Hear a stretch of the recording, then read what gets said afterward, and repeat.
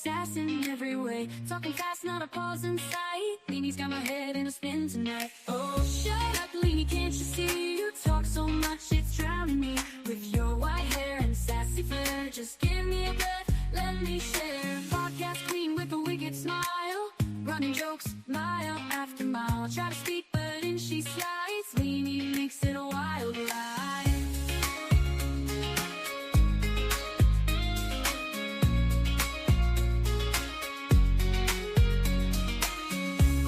With a wicked smile, running jokes mile after mile. I try to speak, but in she slides. Leanie makes it a wild ride. Oh, shut up, Leanie, can't you see? You talk so much, it's drowning me. With your white hair and sassy flair, just give me a breath, let me share. Oh, Leanie, don't get me wrong, can't imagine life without your song. But girl, you've gotta let me in.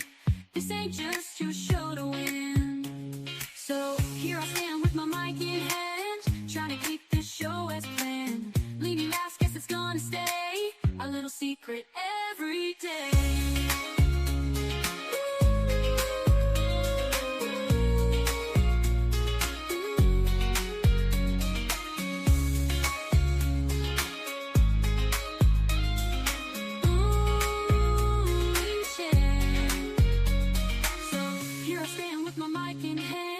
Trying to keep this show as planned. Leanie laughs, guess it's gonna stay a little secret every day.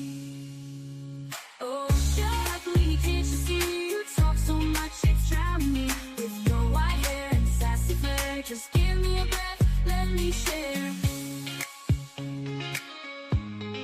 Let me share. Oh, Leanie, don't get me wrong, can't imagine life without your song. But girl, you've gotta let me. This ain't just your show to win. Oh, shut up, Leanie, can't you see? You talk so much, it's drowning me. With your white hair and sassy flair, just give me a breath, let me share. Oh, Leanie, don't get me wrong, can't imagine your life without your song. But girl, you've gotta let me. This ain't just your show to win. So here I stand with my mic in hand, trying to keep this show as planned. Leanie laughs, guess it's gonna stay a little secret every day. So here I stand with my mic in hand, trying to keep this show as planned. Leanie laughs, guess it's gonna stay a little secret every day.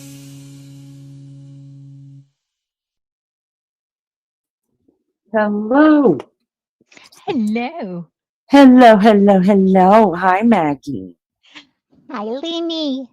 How are you, love bug? I'm okay, honey. I've just, listen, thought I was losing the plot. Well, because you I are. came in here, Mhm. changed the schedule. No, I might have done something off, but Oh, I did dear. not change. I didn't try to change the schedule. What did I so I just added something to the title, Okay.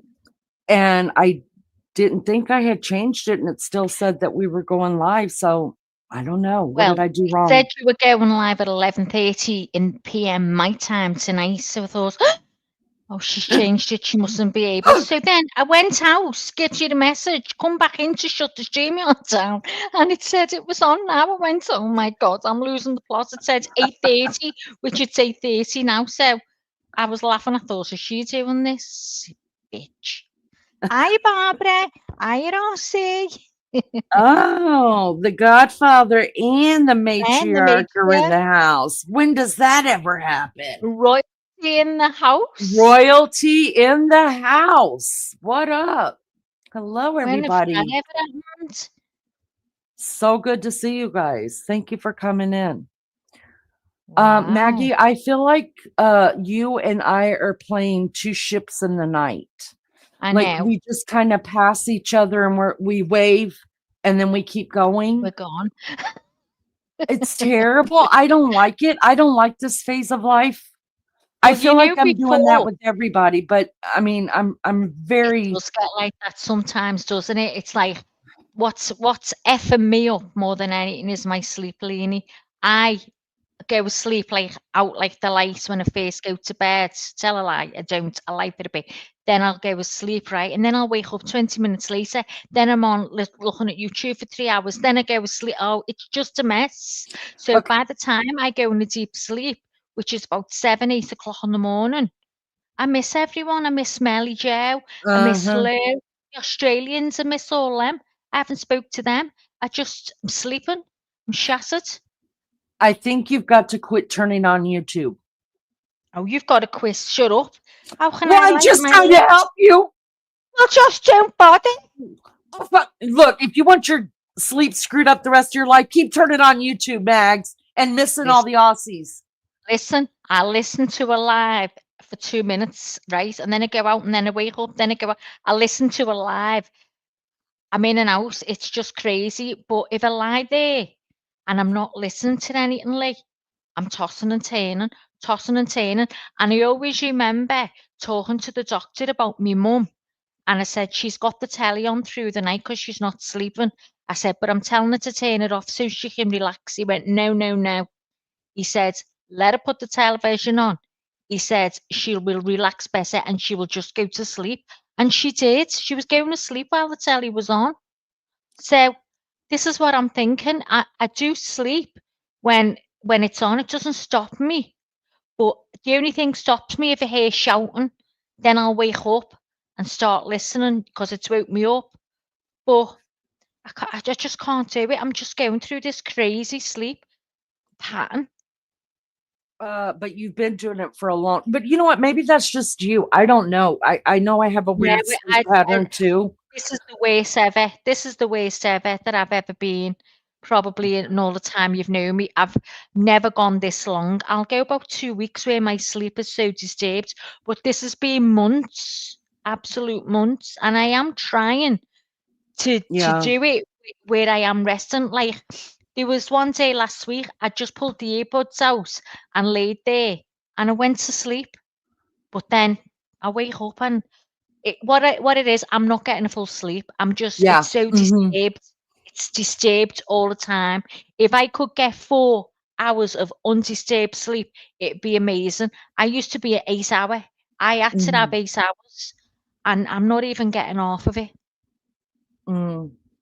So who knows what it is? You know, Who knows? who knows, Gail? Jay Brad, if Maggie and I are up here, we're gonna fuss. We're gonna fuss. We like it. Miss Barb, I don't know what this means, but I think Maggie will. She says, Maggie, I remember to say rabbit, rabbit on the first.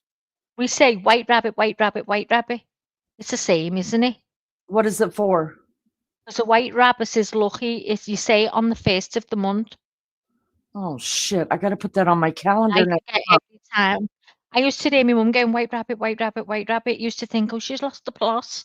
But I said, why are you saying that? She said, it's because it's lucky. I said, And she lucky. never taught you when you were a kid? I said, you're lucky you never got took away with the white jacket on.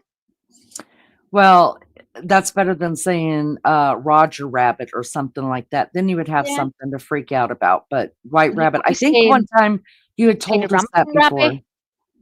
Oh, it could Yeah, be saying, yeah, you Rabid know. Rabbit. Rabid Rabbit. Mm.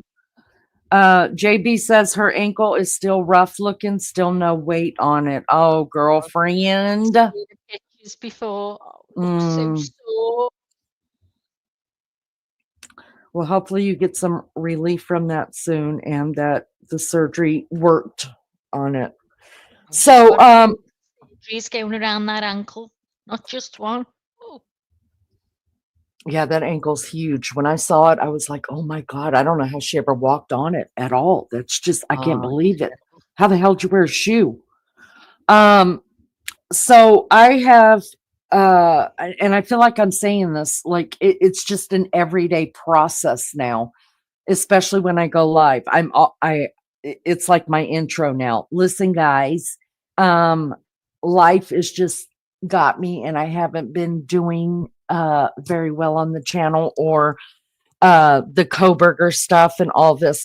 It's the same thing. Look, if you know, you know. If not, I'm not going to put it out here on the channel. But our family's been going through some stuff for about 3 months, and It's taken a lot of time, a lot of Yeah. Well, time. right now you've got a rough road you're walking on, girl, so you can only go with it, and Yeah, everything else has to take a back seat. that's right. Family first, always, Uh, always, no yep, matter what in my of life. So, course. I've been doing that. I've been taking care of what needs to be taken care of, and the situation's just it is what it is. But I don't want to put it out here because we've got people that just are not kind people, and we don't need any more lies added to No. the stupid shit that they're making up. I have been able to. I'm going to be honest with you guys. You guys have been stuck in history. Uh, I told Beefcake, I was like, because he called me, he's on his way out to see my father-in-law. And I was talking to him and I said, I don't know what's going on with me, but for 2 days I've been studying Grace Kelly. Really? My mum Yes. loved it. Grace And Kelly. Monaco and doing all Yeah, that. And yeah. You lunch lady, hello. Hi, Um, Lunchy. My mum I said just he was broken horses when she got killed.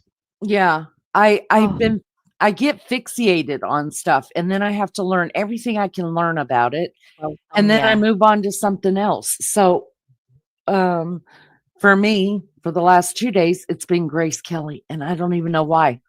She was Um, gorgeous, wasn't she? she was very, very beautiful. I don't Yeah. understand the whole thing, but love is love, and you can't help who you love, I guess. Prince Rainier, was it? He looked, Rainier, yeah. yeah, yeah, Oh, yeah. I mean, he wasn't that good looking of a man, if you ask me. no. Hopefully, he was packing. That's all I got to say about But that. But maybe she seen different and he was very good to her. You always think, isn't it crazy? I think when you're younger, you go for looks because you think, oh, your mates will go, oh, why are you with him? But when you get older, you just go for personality and how they make you feel. It's not about looks, is it? I think you change so much in every no, different way as you get I'm older. still, I'm still going for looks. Oh yeah, I'm not going for anything I can get. No, I mean, let's just face it. Let's be real. If you see someone across the room, it's not the personality that's Oh making you no, look it's at them. got to be You an know what I mean? attraction. No, I I have agree. There's got to this be is an a attraction. It can be anything, but they don't have to be models or could have a nice smile, gorgeous yeah. eyes. I I don't. mean, Yeah, I'm not window shopping. Do you know what I mean? yeah, But yeah, you get see a bit of eye candy now and again, and you can yeah. say, oh, he's a lovely looking man. She's a gorgeous looking woman. Blah blah Right, blah. Sean. Aloha. You got you a vacation, and that's wonderful. Are Maggie, you I sure? couldn't wait. I know this is more for Leaning After Dark. I probably shouldn't say it, but it's already brought up kind of. So I have to tell you, when we were out the other day, I don't know what made me think of it, but Beefcake was driving and I was like, hey, I was like, who do you think is sexier? Because I was thinking, because it's birthdays, right? Like his Mhm, birthday was in June, mine's this month. mhm. And I was like, hey, who do you think is sexier? I said, are 30-year-olds sexier or 40-year-olds sexier? And he was like, 40-year-olds. And I was like, is 40-year-old sexier or 50-year-old sexier? He said, Mhm.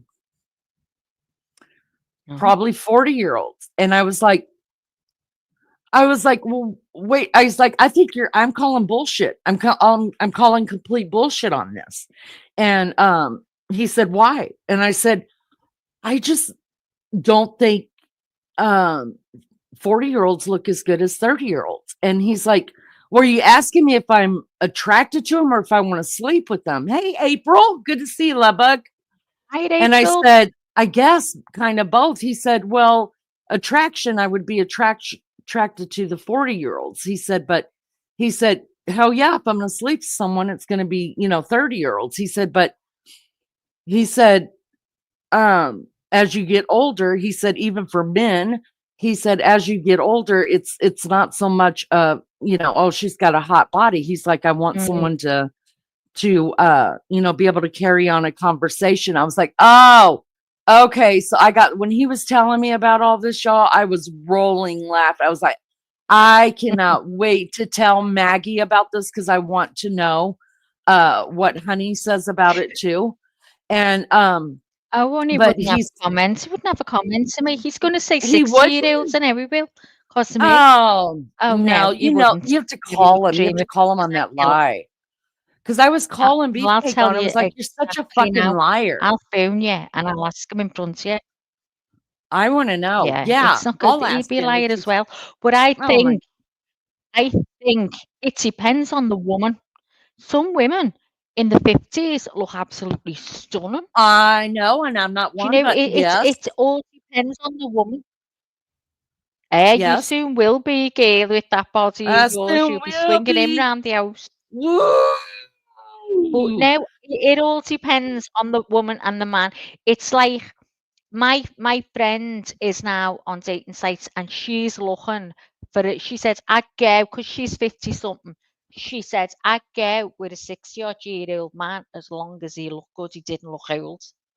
As long as he looked good for his age. I'm not expecting young, but as long as he looks good for your age. You know, when you see someone who's 60, 50, and you go, oh my God, but they don't half look good for their age. Like that, See, you for know? me though, I've always been attracted to older men though. Always. Like Me too. always. A lot younger Always. than me, see? And I I've never know. had, I could never tell you, but I could never tell you, Lee, that I was attracted to the younger man or the older man because I didn't have it. I never had a preference. It was just Oh, who I was attracted to, and that was the end of it. And I just happened to be younger. If I had to now, I would 100 million%, it would be older men. It'd never be anyone young, ever. you If know, Alec was very immature, I'd be put off. that's what I was gonna say. Honey is very he's got an old soul to him. He's Yeah, calm and he's he's always been like grounded. that. Yeah, and so that makes a difference. He's not like hyper Yeah. jumping all over the Oh place and you're God, having to no. give him Yeah. ADHD medicine. Now, but Yeah. Beefcake was like, look, he said 30-year-olds could be nice to look at. He said, but everything that comes out of their fucking mouth, you realize you have to father them. And he's like, Yeah. I don't want to father any more kids. And I was like, wow, I mean, I say the same thing with younger guys. Like, Yeah. I think that's why I've always liked older men because the brain, people who are smart, I'm just like, oh, I love smart people. You like clever. I don't be scared the I shit out of you just coming do. round Oh, here. I love it. I love it so much. I It's love it okay. so much. And so maybe, when I'm drunk, I'd like a good body, but when I'm not drunk, I need my brain, I think if you're stimulated. getting chatted up by an older fella, right, and a younger fella who acts older, talks older, I think if you were speaking to a man who acted older and a man who was older, I Uh-huh. think by far you'd be attracted to the older guy straight away. I There's think just so a too. difference. Yeah, maybe I have daddy issues. I don't think I do though. I don't think I do. Was I think it's your just ex-husband older? he was 6 years, 7 years older than me. So Yeah. you've always been the youngest? Hmm. See, I dreaded when I went with Alec, I was devastated because I thought, oh my God, I've got to keep up here. And in the Yeah. end, I had nothing to keep up because he wasn't like that. Do you know what I mean? It just, it was just what it was. I think it's because I don't act my age and whatever. But it is a worry when you're older. Terrible Mm. worry. Lunchy says women in their 40s and 50s look way different than when we were young. I'm going to agree with that. I think Yeah. women have, I think we've all finally come into our own that whatever, it's not like mom jeans or anything like that to us anymore. If it's comfortable, we're going to wear it. If we feel good Yeah. in it and it's trending, sorry for you, we're still going to wear it. If it's trending and we hate it, we're not going to wear it. I mean, I Mm. think I think nowadays it's like women, uh, I think they're more into what makes them feel good, pleasing themselves instead of trying to. Although don't get me wrong, I love the women of the 50s and 60s, you guys, how they all got up every damn day, made breakfast and coffee, and rolled their hair every night and put cold cream on their face and slept in separate beds like Lucy and Ricky. And then they got up every morning, did the thing, send the husband out the door, and then went straight into the bedroom, put on their makeup, did their hair, put on these beautiful dresses, and looked fabulous all damn day long, and then changed again before their husbands got home. I know, Y'all, yeah. y'all, let me tell you something. Y'all know no man was gonna have me back then. He'd have been like, "Where the hell did you come from?" I'd But be you like, got the "Change for fellas dinner, there. hell." You didn't have to. You still got the fellas. 'Cause Well, you're I don't pretty. live in the I 50s think and once you're 60s pretty, though. you can wear what you want. Yeah. Sean says my wife was jealous of the attention I was attracting from the women tourists on Waikiki because they thought I looked like Jason Momoa. Well, I don't really so I much don't think know you look Jason like Momoa. Jason. Oh my God, we can't be friends. I don't You know have who to he know is. who Jason Momoa Let is. me Oh look it my up. God. Hold on. Let It me makes look me it up. just want to lick his whole face. I don't think you so much look like, I think you favor him, but I think you're a beauty. And I don't think there's anything wrong with calling men beautiful. There's some men that just are beautiful to me. And I'm not meaning that they are feminine or anything else. There's just a beauty to them. And Sean, I really feel like you are one of them. I No. feel like my beefcake is a beautiful man. I feel like baby child's. I think it's a whole thing that the looks and the heart and everything mixed with it. I think that makes a beautiful man. Um, so you're good looking all on your own, Sean. You have nothing in common with the younger ones. Yeah, I don't. I know I'm an old soul. I wished I had learned earlier on in my life that I was how much of an old soul I really am. Lunch lady says I had my hair curled and my mascara on before baby got here this morning. She doesn't want to see me looking haggard all day. You're a good person, lunch lady. You're a good person. Um, yeah, I don't think He I've is. worn I haven't worn even mascara in the last couple of days because I have been able to stay home the last 2 days. You need to get It's some serum on your eyelashes and they'll go dead long and then you can dye them. and then I can dye them, and then I have to dye them again, You have and to dye them. again, and Only you don't again, put and it then on they'll your be all face. mixed with white and black. Oh Yeah. God. You get your serum on and then go to the salon and get them done because you can't carry on like you did last time. Oh my God, that woman. Ah! Mental. I Oh think my we didn't get to God. do our Halloween live last year. There's always I something know. going on. But that's all. So Every time we so plan this year, something, if I feel cute enough, I'm gonna dress up and go. Well, I was gonna say I'm probably gonna dress up and cam up, but I have to keep my word to my son. Every time I think I'll just fucking cam up. Who well, if cares? you Nobody just cares. put it all on and no one's going to know you because you've got all your That's face, true. That's so you're true. fine. I'll do the same. That's true. We should do that.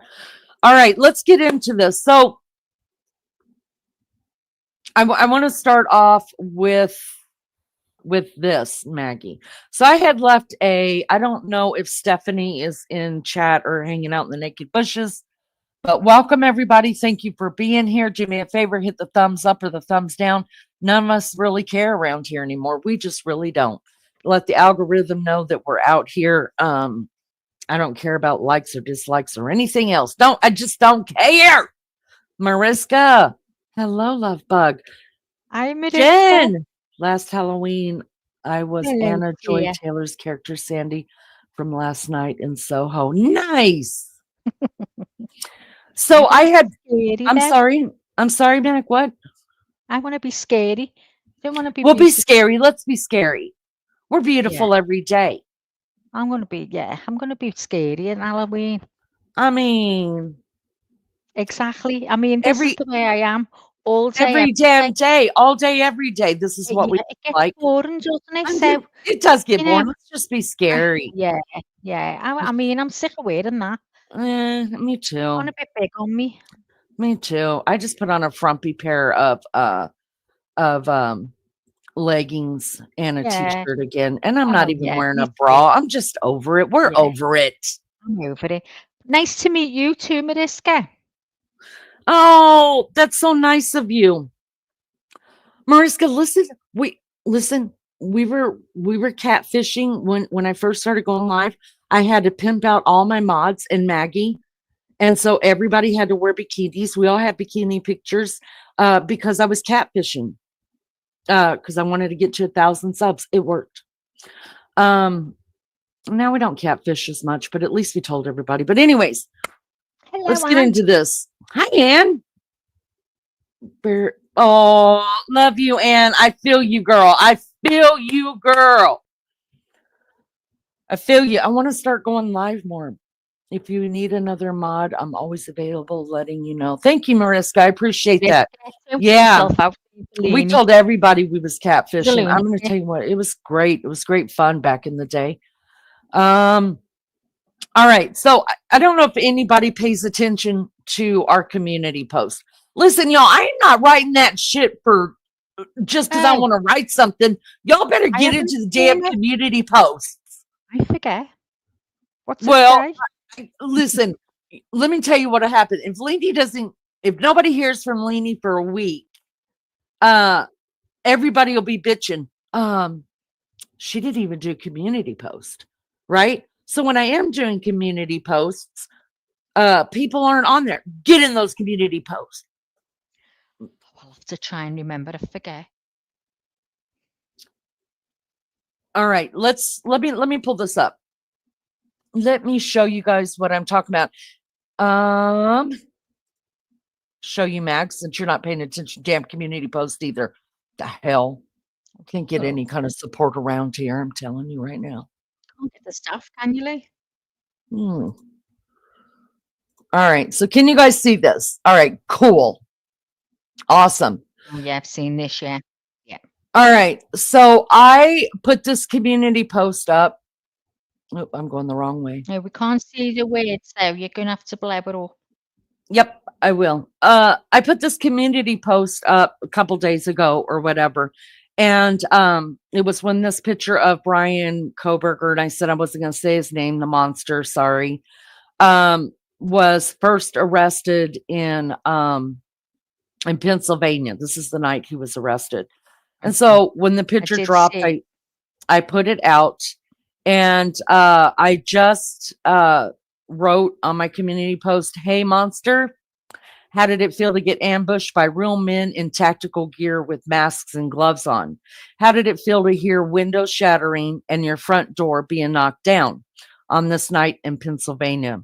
Sadly, even with those men standing there, you still look soulless. Your eyes tell a story. Dylan knew it. We all see it.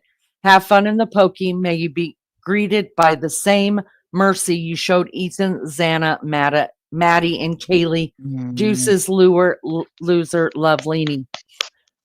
And I did get some feedback from it. And listen, guys, first I want to give a shout out to Stephanie, who me and Stephanie had a little banter going on in the comments about it. And I did tell her that I wanted to go over it on a live because I think it's important. And I did have to apologize to her because when you're passionate about something, no matter what it is, when you're passionate about something, it's easy to, I think, take offense easier to what somebody's saying, take something out of context to what somebody is saying, be on the defense. You know what I mean? Let me just give you an example. My daughter was diagnosed with diabetes at 9 years old, right? The one thing, and she's 40 now, the one thing I hate hearing the most out of anybody's mouth about diabetes is, don't eat that much sugar, you're going to get diabetes. It pisses me off. Why? Because I've watched my daughter struggle and even have, major surgeries done, 2 transplants, a heart and a kidney. And so to hear people talk that ignorant about it just pisses me off. I'm just like, educate yourself. You're not going to get diabetes from eating sugar if your pancreas is working correctly. That's what it does. Right. Mhm. But people just say, or they're most of the time people are just joking when they say it, and that's okay. But because it touches me on a very personal level, I'm automatically defensive about it, right? So I Mhm. expect no less from anybody else when it comes to even what I say. And I'll be the first person to tell you, Maggie will be the second one. You don't have to agree with anything Maggie or I say up here.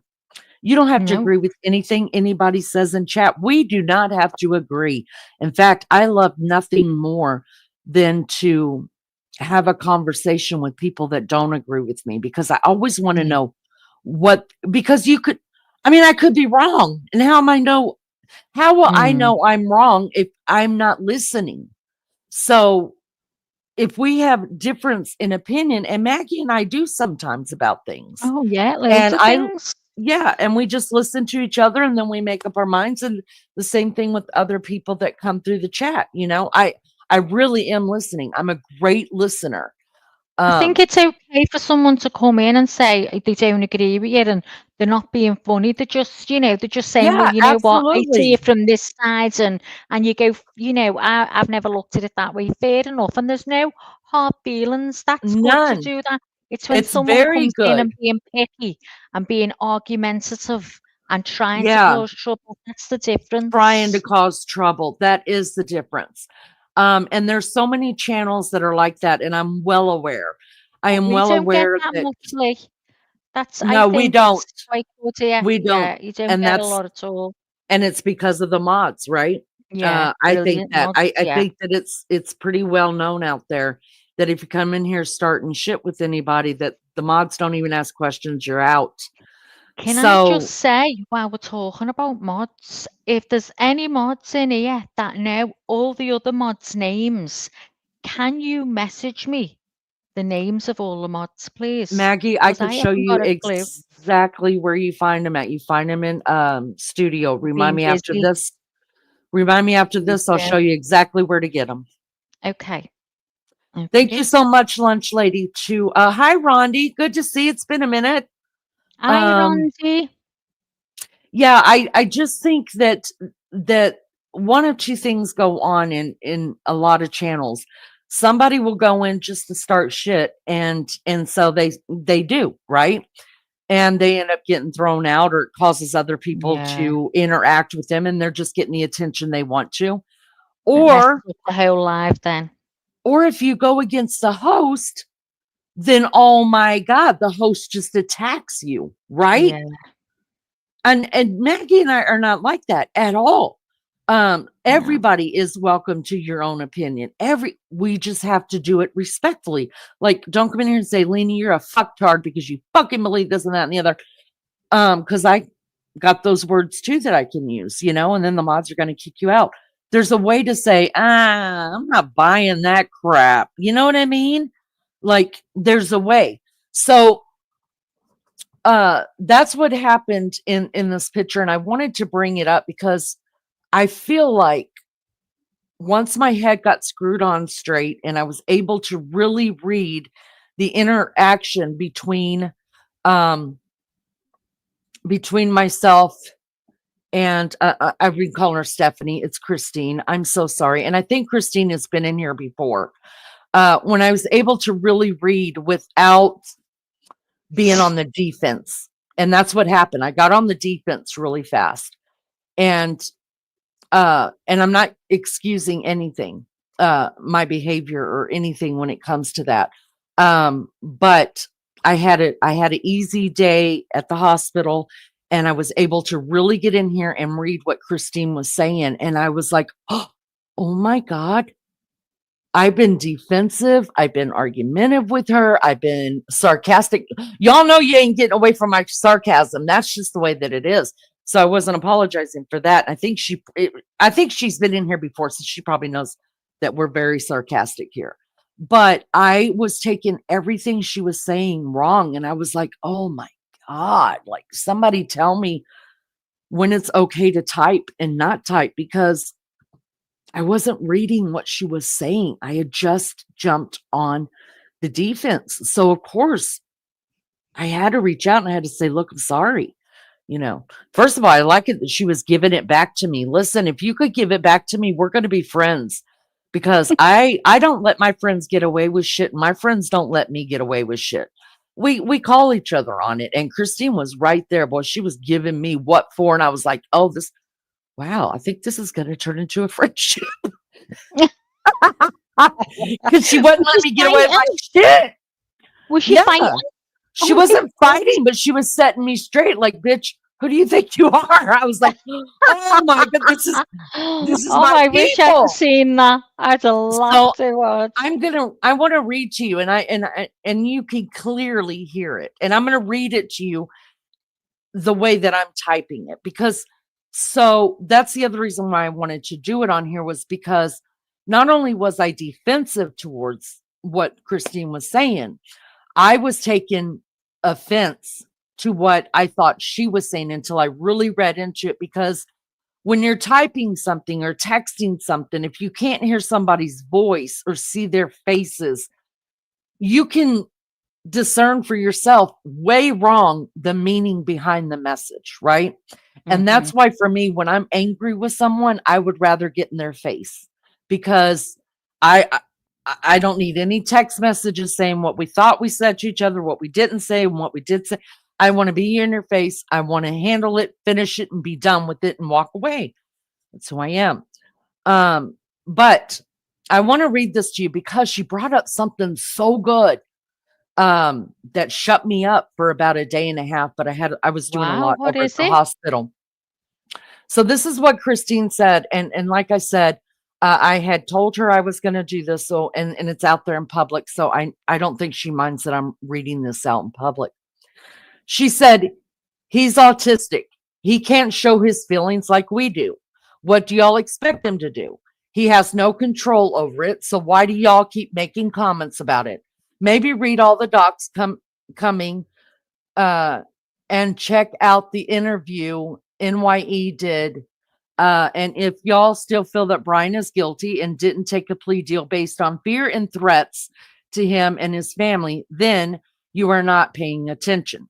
Okay, so automatically with that, I didn't see the whole the autistic thing. I didn't see it. I pushed that right on out of the way. All I saw was, oh, so you're coming at me because you believe him to be not guilty. So that's what this is really about. Okay, I'm just telling you where I was at in this conversation with her. So I didn't see the whole autistic thing at all, even that's her first words there. All I saw was, like I said, that he's not guilty, and so we're going to have it out over that. So then I say, smart ass like, this is laughable. So because he's autistic, he gets a free pass to murder. Okay, I'll post bail and send him to your house. Feed him well. I'm sure you wouldn't worry whatsoever about him hanging out and doing his time over at your place, either with your family. And I was and the reason why I put the autism in there is because, unfortunately, we have come in contact with people who have autism or claim to have autism or waiting on whatever. And it's like, yeah, I know I did that, but I'm autistic, so I can't help it. And that's what I was coming at her with, right? Because there are people that actually use their diagnoses. Of course, there's loads of people with disabilities that use it to their advantage. Right. Not only, autism. Right. And so there's been, and we've seen it in other places too, that people are saying he couldn't have done it because he was autistic or he is autistic or that he looks that way. And that's the way I think Christine is coming to me, that I was, let me just keep reading. You'll get the gist of it. And These are, I think, out of order. I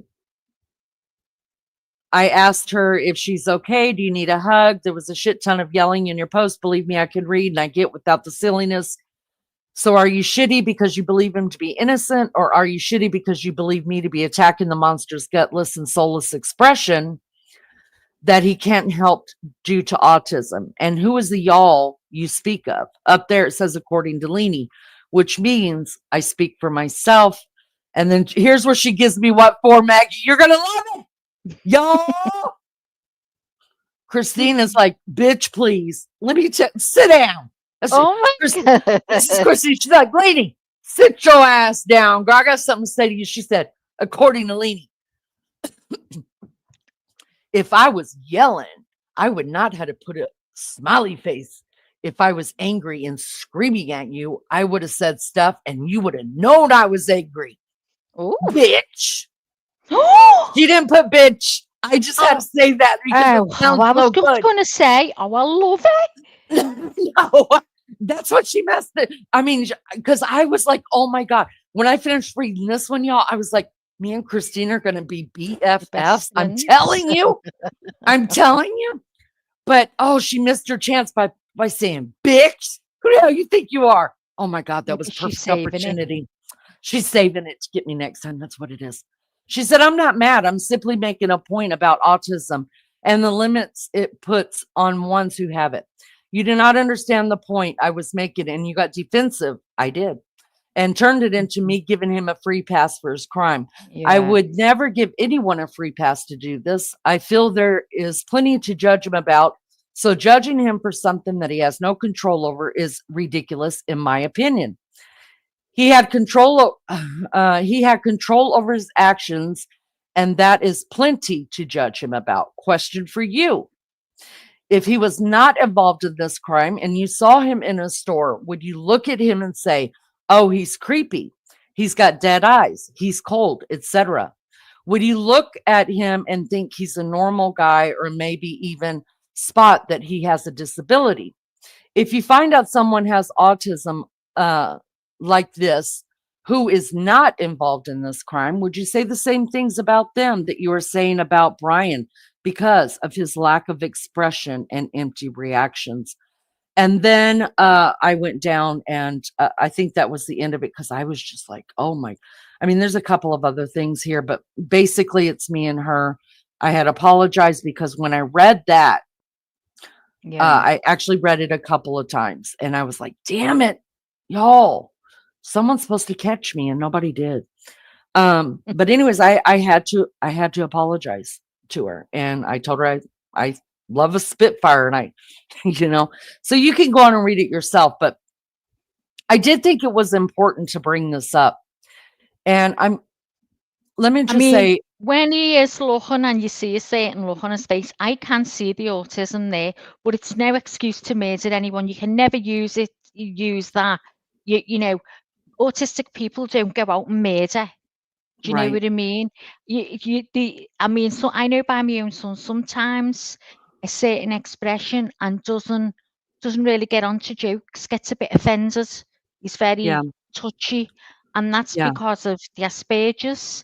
So I do see things like that, but you wouldn't walk into a shop and see him and say, he looks weird. He looks completely normal in every way. But it's actions, do you know what I mean? But I know he wouldn't go and murder someone. So it's no excuse. So let me say to RC, you shut the hell up. Shut up, RC. RC, who the hell you think you're talking to? Gotta go and let the dog out for a wee. Hold on. Jesus, she could have said, suck it, Lainey. Oh my God, that would have been perfect. Lainey. She said, you bitch, suck it. Suck it. Suck it, bitch. Suck it, bitch. Oh, it would have been perfect. To put it on panel. I'm going to tell you what, right now, she's getting on the Christmas card list, Maggie. She ever tells me to suck it, bitch. She's one of us straight up. I'm going to go and look for her. I know. She better get over here and be our friend. She don't know. We dig her style. But anyways, this is what I wanted to say about this. I kind of wanted to break down what got me thinking that Christine had said, and I dig it. So I'm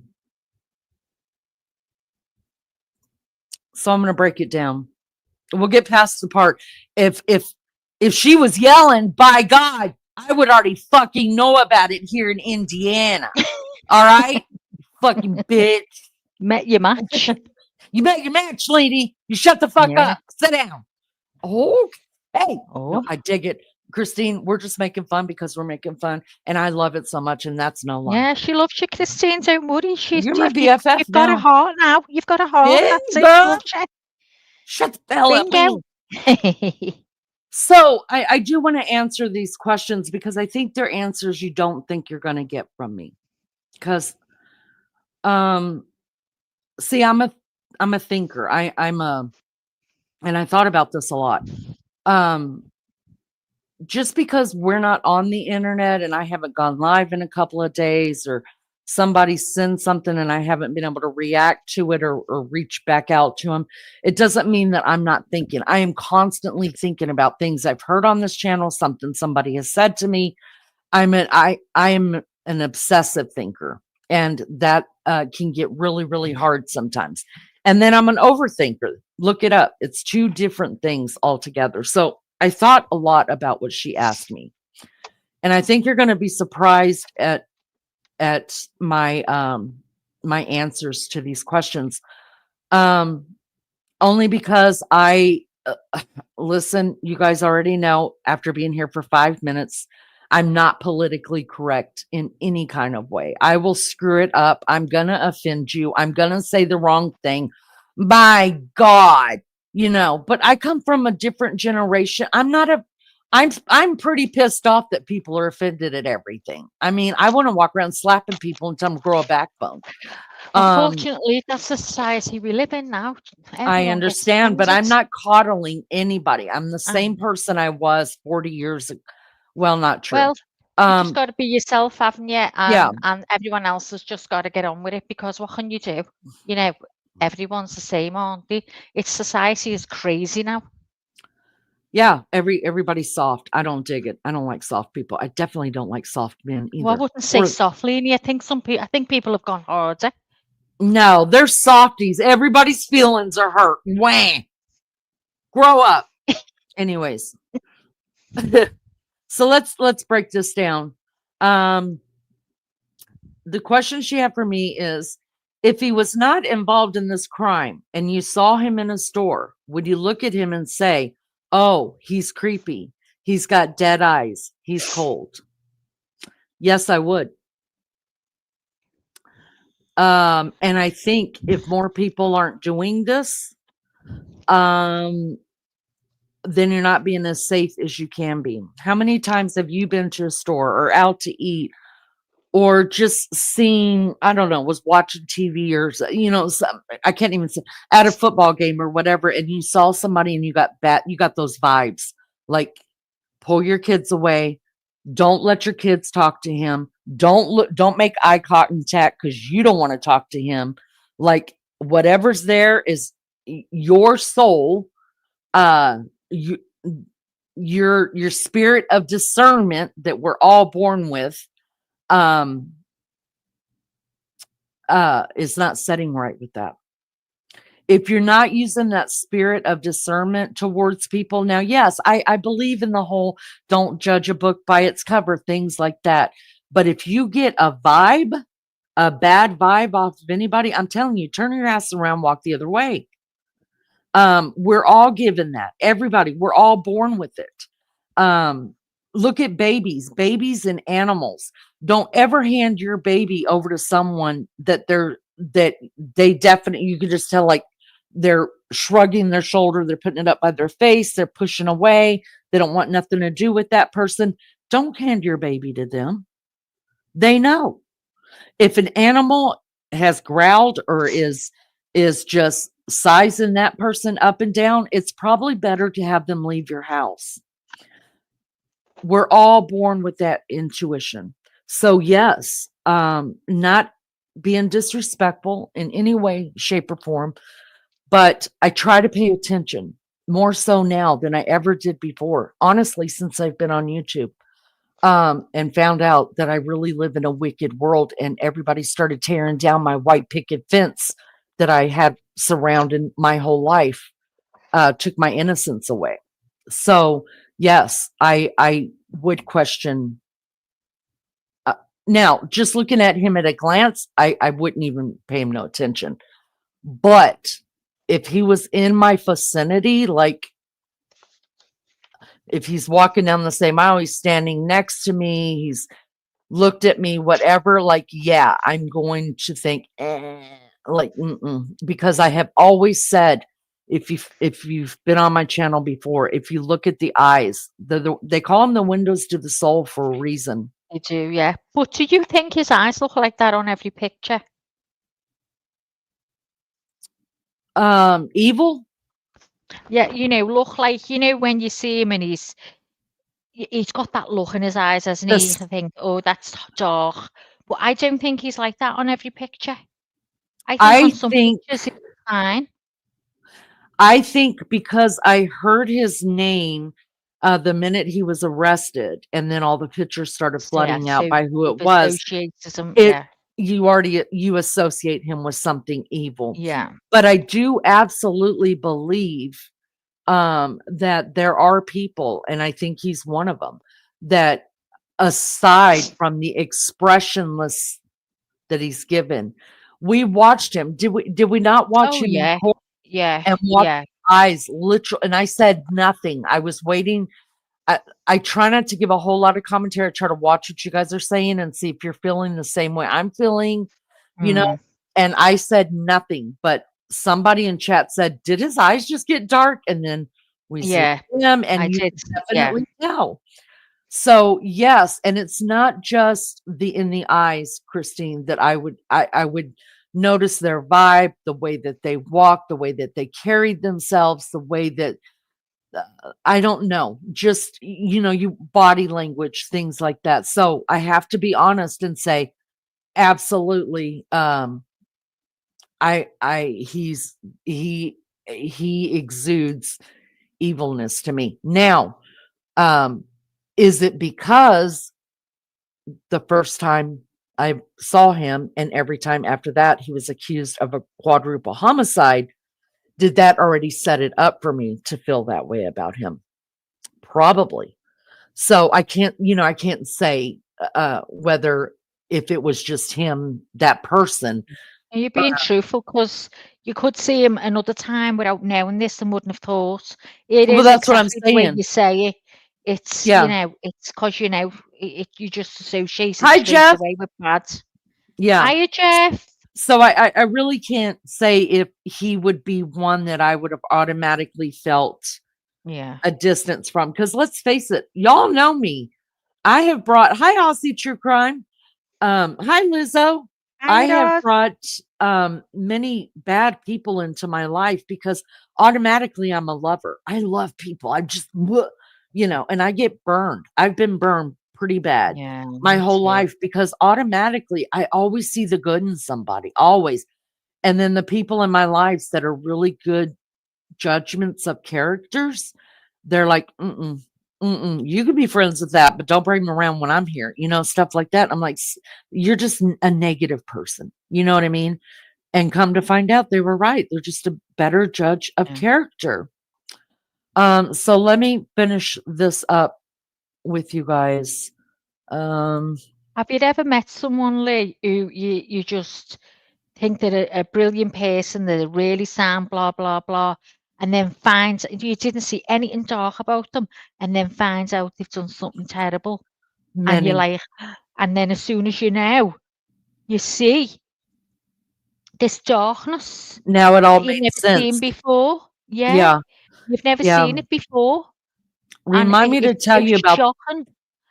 Yeah, remind me to tell you about a guy I used to work with that shocked the Okay. hell out of me. Mm. But let me finish this up. Um, Christine says, or would you look at him and think he's a normal guy and maybe even spot that he has a disability? No, I would not No. have spot just by looking at somebody. I cannot tell that they're autistic. No, I can't. Unless In they've fact, got it really bad.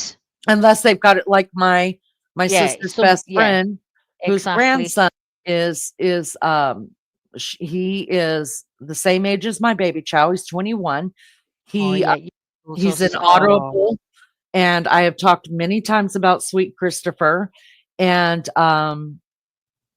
so yes, I do have somebody who is nonverbal, very high on the spectrum of autism oh, in my life. So if yes, in that case, yes. But if they are functioning, high yeah. functioning people, like obviously the You'd monster only was, know if you know no, them.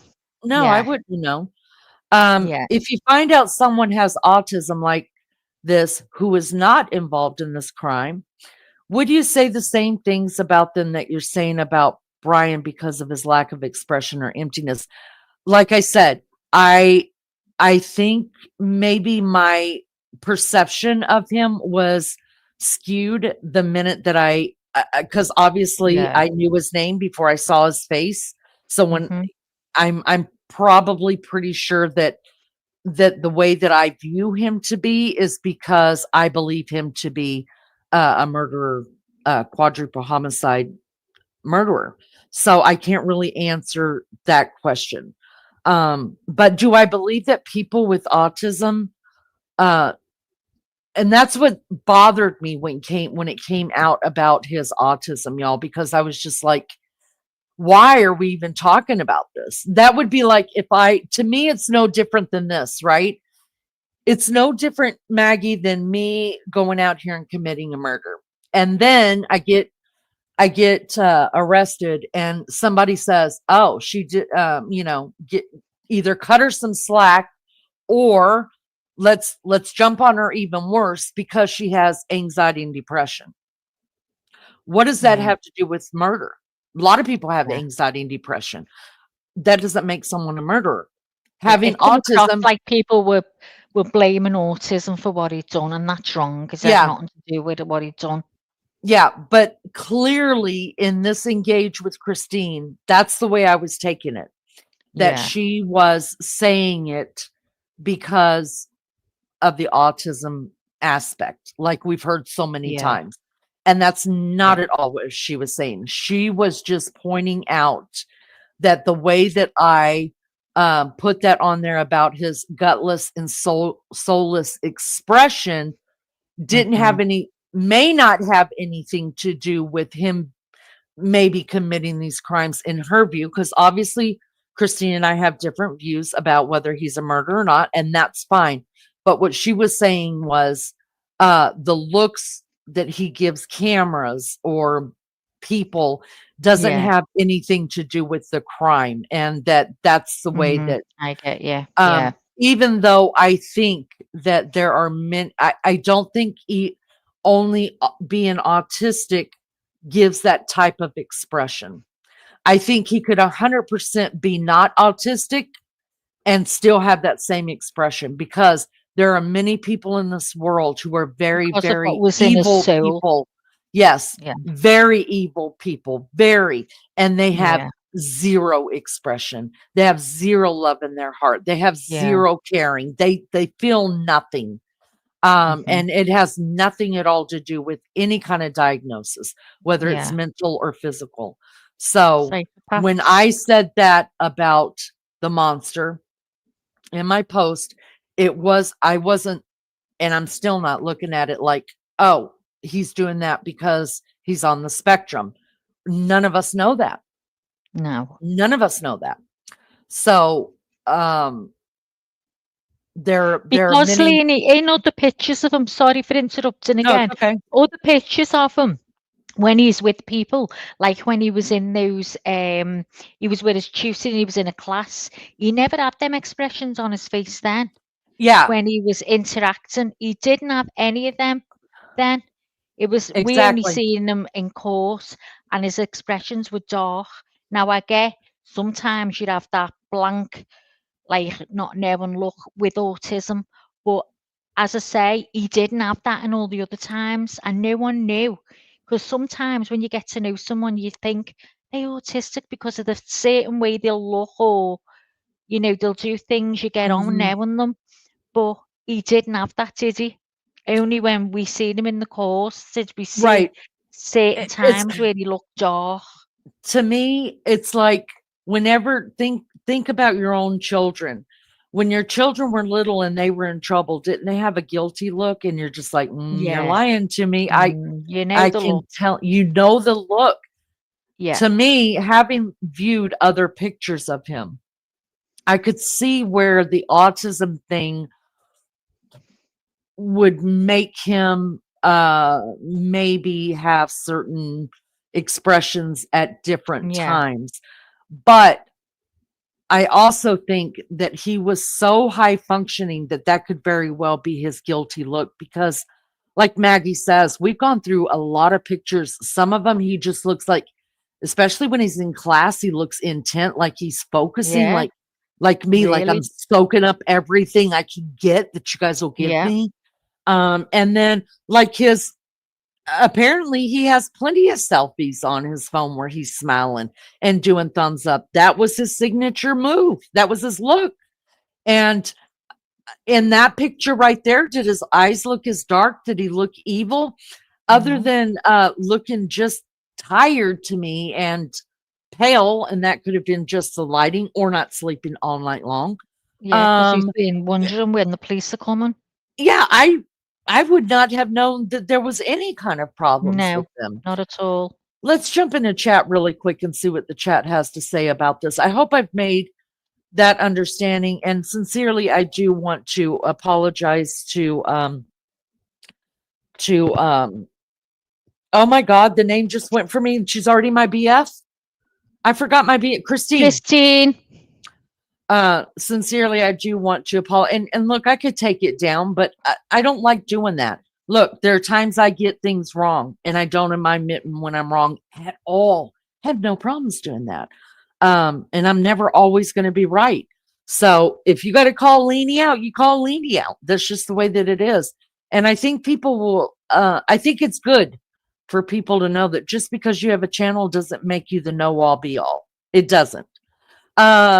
Jeff says it does amaze me that people can watch BK and think he is innocent and looks normal, but then they suspect Jack Showalter, who on camera looks completely normal to me. I heard a creator last night say that they still can't get over the minute that Kaylee and Maddie ran away from the food truck to going and that he then he after the big guy told him your girls just left and then he took off running the other way. There was a creator just last night that said he's the killer. I mean, people are going to believe what they believe. Yeah, I thought he was really shady. He was acting really shady. I thought, I oh my thought it God, was it's him at him. first too. Yes, I It's really him. did. It's him. Mhm. I was convinced because the way he was standing and sort of looking, and then it's everything about him. Everything about him. Yeah. You're wrong. Why? It's you just don't know. Mariska says, I know a people from Liverpool. Growing up, I'm in the Netherlands and get along very well and miss it now living in the US. Oh, Yeah. well, Yeah. Marissa, you can come and listen to me. Does he talk like me? Is he a Scouser or is he a bit posher than me?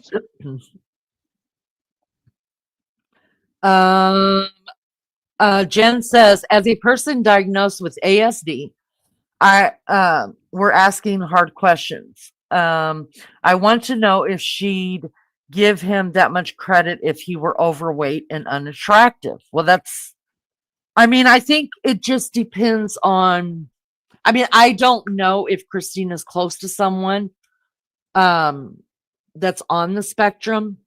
And that's, because there's a lot of people out there Well, that my are son's on the spectrum, but I didn't take, I just was angry at people using it as to why he killed. yeah, I'm not bothered about facial expressions and all that. Not every ASD person does that. It's yeah, everyone's different, but I heard a lot of people saying it was because they were using the autism as a reason. yeah. And I Yeah. didn't agree with that at all. Made me angry. Like, autistic people are murderers. Right. Right. Exactly. Mariska says, I've been in relationships with people with what they called Asperger's, and I think it's ludicrous that would even be an item. He murdered them, and that has nothing to do with being on the spectrum. Exactly.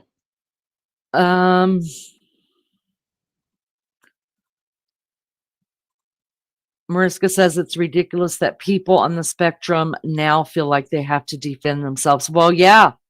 Yeah. And we knew that was going to happen the minute it came out. I don't even know why it came out. It didn't have to come out. It did not have to come out. But maybe people who believe him to be innocent wanted it to come out because that's just. Oh, maybe did they hear that everyone was saying, oh, the way he just looks, the way he just blank stares at you and blah, blah, blah. And that's why they put it out there, you know, to let you know. He's not evil. He doesn't look like that because he's evil. You know, he looked like that because he's got ASD. So everyone's like, oh, right. Maybe they were trying to just soften people in that way. You know, Maybe that so. he's not evil. It's his condition. But Right. like you say, there's people who are not on the spectrum, and they can give you this dark look. You know, That's correct. it's you know. That's correct. And we've seen many of them. Yeah. Many of them. Jeff says, I think the fact he asked the police officer on the body cam about what would have happened had he lied shows he got at least intelligence enough to ponder things like that, nefarious thoughts. Listen, I think there's no way at this that he would have ever got into the school he was going to if he wasn't highly intelligent. I think that just anybody who, I mean, it's a well-known fact. People that are on the spectrum are usually much more intellectually have higher IQs than someone who is not. They use a different part of the brain, and it's They see fabulous. I things think different. It's they all see their different. world is so Yeah, different it's than ours. different. April said it came out to get the death penalty off the table. Yes, you're And probably right. JB says, I think ASD looks different from dark soul eyes. Yeah. Yep.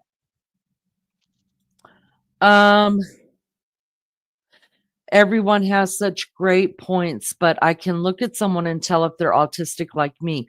There's something in the eyes that click, but I can also sense danger from eyes. I honestly see both.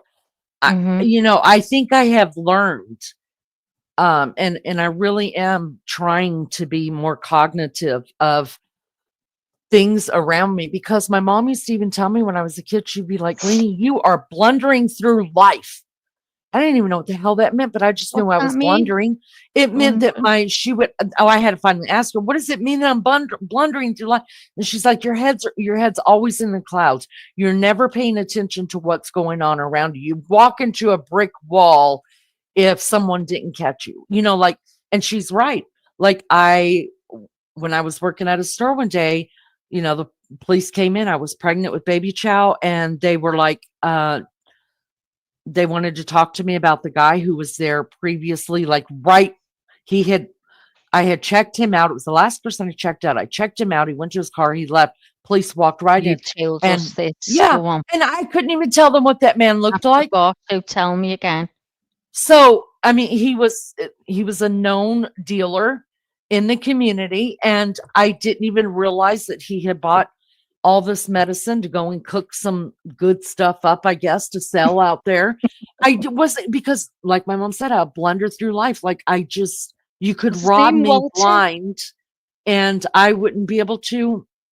They couldn't believe it that couldn't say anything. I couldn't say what he said to me. If he did say anything, couldn't tell you what color eyes he had. Couldn't tell you what color clothes he was wearing. I could tell you nothing. And so when I got a thing to go to court, I was like, I'm no good to you guys. I don't know what this guy looks like. I can't point him out with two people. Just if you gave me two people in the lineup, I can't point him out. I don't know what he looks like. And luckily, the court case, he took a plea deal or whatever. So it got canceled. I didn't have to go to court, but I didn't look like a complete idiot. So I'm really trying to be cognitive around people and what's going on around me. As And long that's as you've got it for danger, that's the main thing. As long as I Maggie, think, you don't have sleeping with the damn door open. People, oh, y'all would die yeah. if you found out how I don't know. I'm just a You weird. told me I'm just about that shadow outside that your little the granddaughter seen after being shadow. dropped dead. Yeah, what did you do, Lee? Did you just shut the curtains, didn't you? After Just shut being the out the curtains. What am I house? supposed to do about it? Oh my God, didn't you phone the police or not? No, Why? no, I don't. Because I have ways of protecting myself, and if they Would you come in, now? when would I do it? Oh hell yeah, in a heartbeat. Do you call the cops now that you know what this Wales is up Oh against? no. Well, if You I knew wouldn't. they were for sure, hold on. If I knew for sure they were messing around like with windows or doors, trying to get in, yes, I would grab my pew pew and then I Yeah, would me call the too. cops, and then Yeah. hopefully the cops get there before that person comes through my house Oh because they're my gonna find a God, dead you're so person. brave. But yeah, but I mean if they're just out there, like I'm just shutting down the blinds and stuff, But yeah, Oh, I just I don't know. But anyways, so I wanted to get on that. I think it was I wish we could have done it on she said that she would love to talk to me someday about the case, and even though I think from what I understand she believes that he's innocent. it's fine, isn't I it? just That's yeah, I just want to know what makes her believe that. yeah. You know what I mean? It's Like good. just tell It's me good. anything, Yeah, because it's good nobody's to been able to. say that. Right. Every time we do these, I'm like, can someone come up on I mean, you get people come Should to have chat and they're invited like, her and I done a did. panel. I did. Oh, I asked her if she would come up and she said sometimes she would, or sometimes she would, and she would like to talk about the case, even though we don't have the same view. And I mean, we've covered this case for months. And anybody that comes through chat, I'm always like, do you mind coming up here and just telling us? But mm, maybe some people don't like to get on panels until yeah. they realize it's not that difficult. It's like talking on the phone.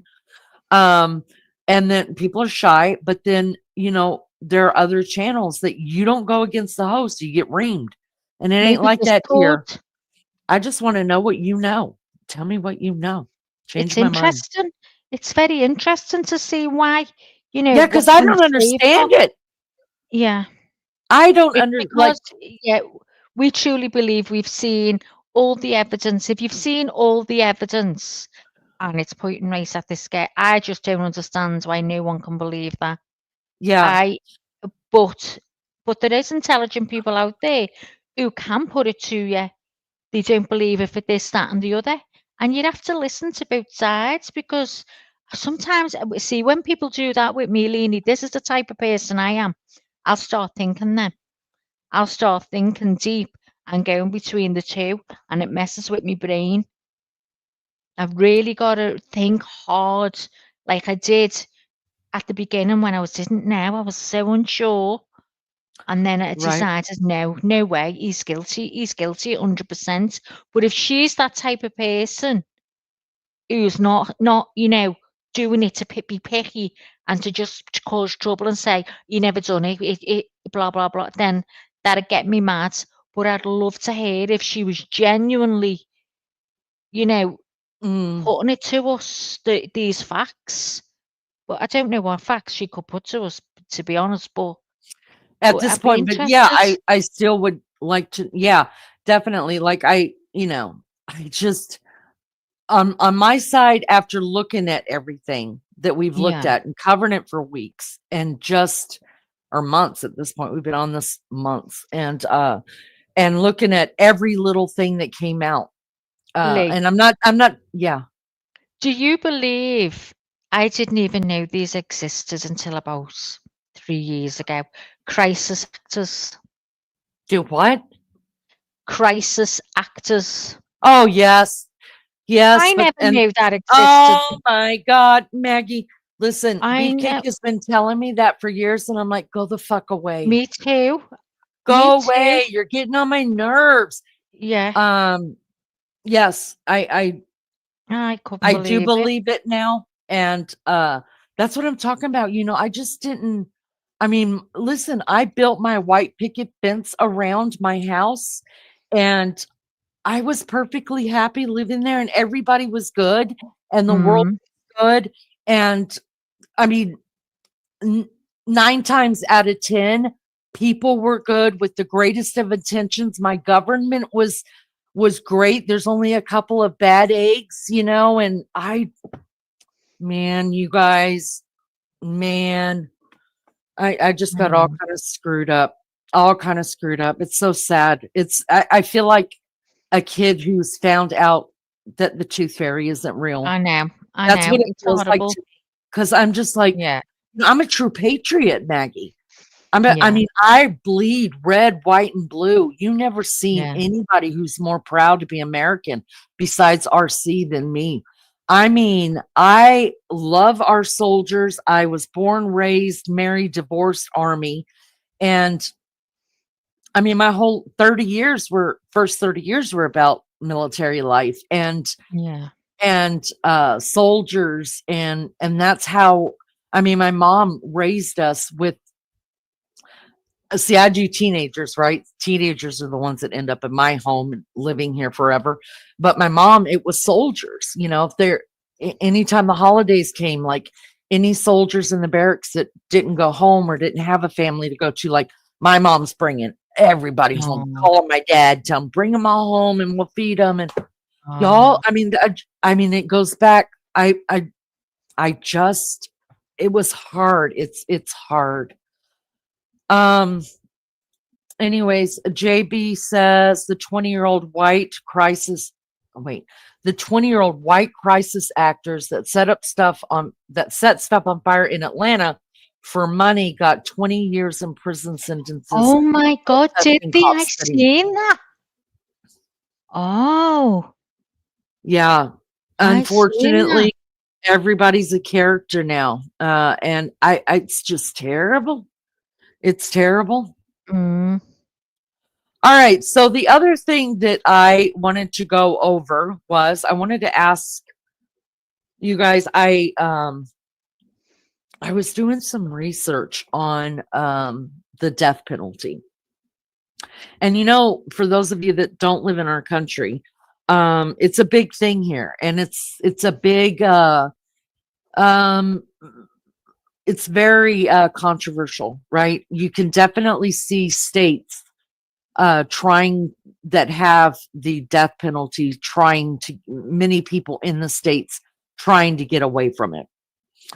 Um, and you've got some that don't have the death penalty that are just like, bring it to our states if you guys don't want it. So there are some states that do it, some don't. And I was doing some research with it and watching some stuff about death row and things that happen and some botched ones and some good ones, and not saying good that I think I'm a believer in the death penalty, but I don't know that that's the right belief, if that makes sense. Like mm, I keep looking to God for some kind of wisdom on it, but the hard part of me, like the criminals that are hurting kids, I yeah. don't think we should even put them in court. I think they should just be killed. As long as Uh, it's proved without a shadow of yes, doubt, I because mean, there's people just being, yeah, yeah, yeah. If you're hurting kids in any way, 100%, yeah. Just put them to death. We don't need that. And so I could see certain instances where I'm just like, nah, I don't feel like waiting 30 years to do it. Do it now. I don't want to feed the bastards, Why is it that long? Can you tell me that? I've always wondered why, when someone gets a death penalty, can it take 20 to 30 years? Why, if that's what they've been given?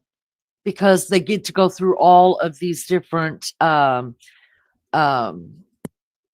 y'all help me out. My brain just went dead. They get to do all these appeals, and But it do takes all of them years. do appeals? Oh yeah. Oh yeah. Do you mean appeals to get out? Appeal against To take sentence? the death penalty off the table. Yeah. So they all do that then? And it takes And that's years and why? years and years to get it done. Yeah. See, I just think, can't they bring a law out to say, look, when you're being given the death penalty, you can't appeal. End off. as long Yeah, as it's proved without a shadow of doubt, because I always think, could I be a juror that could set someone the death penalty? And I honestly think no. I honestly think no. But if it was they hate a child and they'd reoffended, I am fine with it. I yeah. am fine with it. I definitely think that that there is some argument for it, right? I think children should be off limits. If you hurt a child in any way, and I also think the elderly should be off limits.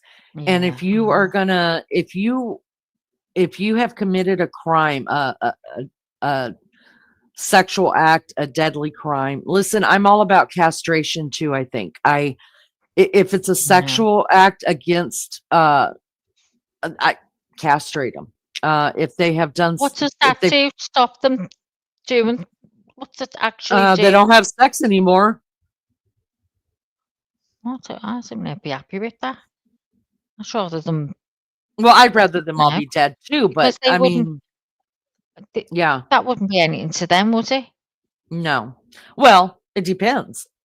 But if that I feeling's mean, gone from you, you're not gonna even be if they bothered, go are in you? prison, even if they go to prison, I mean, they still have sex in prisons. So, yeah, but I do think they would be bothered, especially if it's a man. I think it would be different for a man than a woman. Yeah, but they're not gonna be attracted to the woman, are they, if the dirty pedophile? No, no. JB says, my great uncle was executed. My grandpa had to hear he was executed on the radio in 1922. Oh my God, so they Ron, don't yeah. Oh, Rondi says appeals for years and years and years. So God. there was just if you guys, there was, pardon me, there was just another execution that was done this morning. Was it this morning or yesterday morning? See, it all Are runs they all together to me death now. by lethal injection? No, no. So No. back when COVID happened, the pharmaceuticals had decided that they didn't want, some of the pharmaceuticals, most of them decided they didn't make that drug that they're using to put people to death for that reason. So they quit making it and sending it out to these prisons who put people to death. So that's when a couple of states said, well, that's not going to change our laws. We have other ways of putting people to death. One is through the electric chair, which we haven't done that in years and years and years. And Mhm. then the firing squad. Well, there have been a couple of states that have adopted the firing squad. The first firing squad that was done, I think, in North Carolina, that just happened in, I think it's in March, and I watched the press release on it, and that's what I want to show you guys is the press release on it and what it entails for the firing squad. I want to know kind of what you think about it. I think there's got to be a punishment that fits every crime.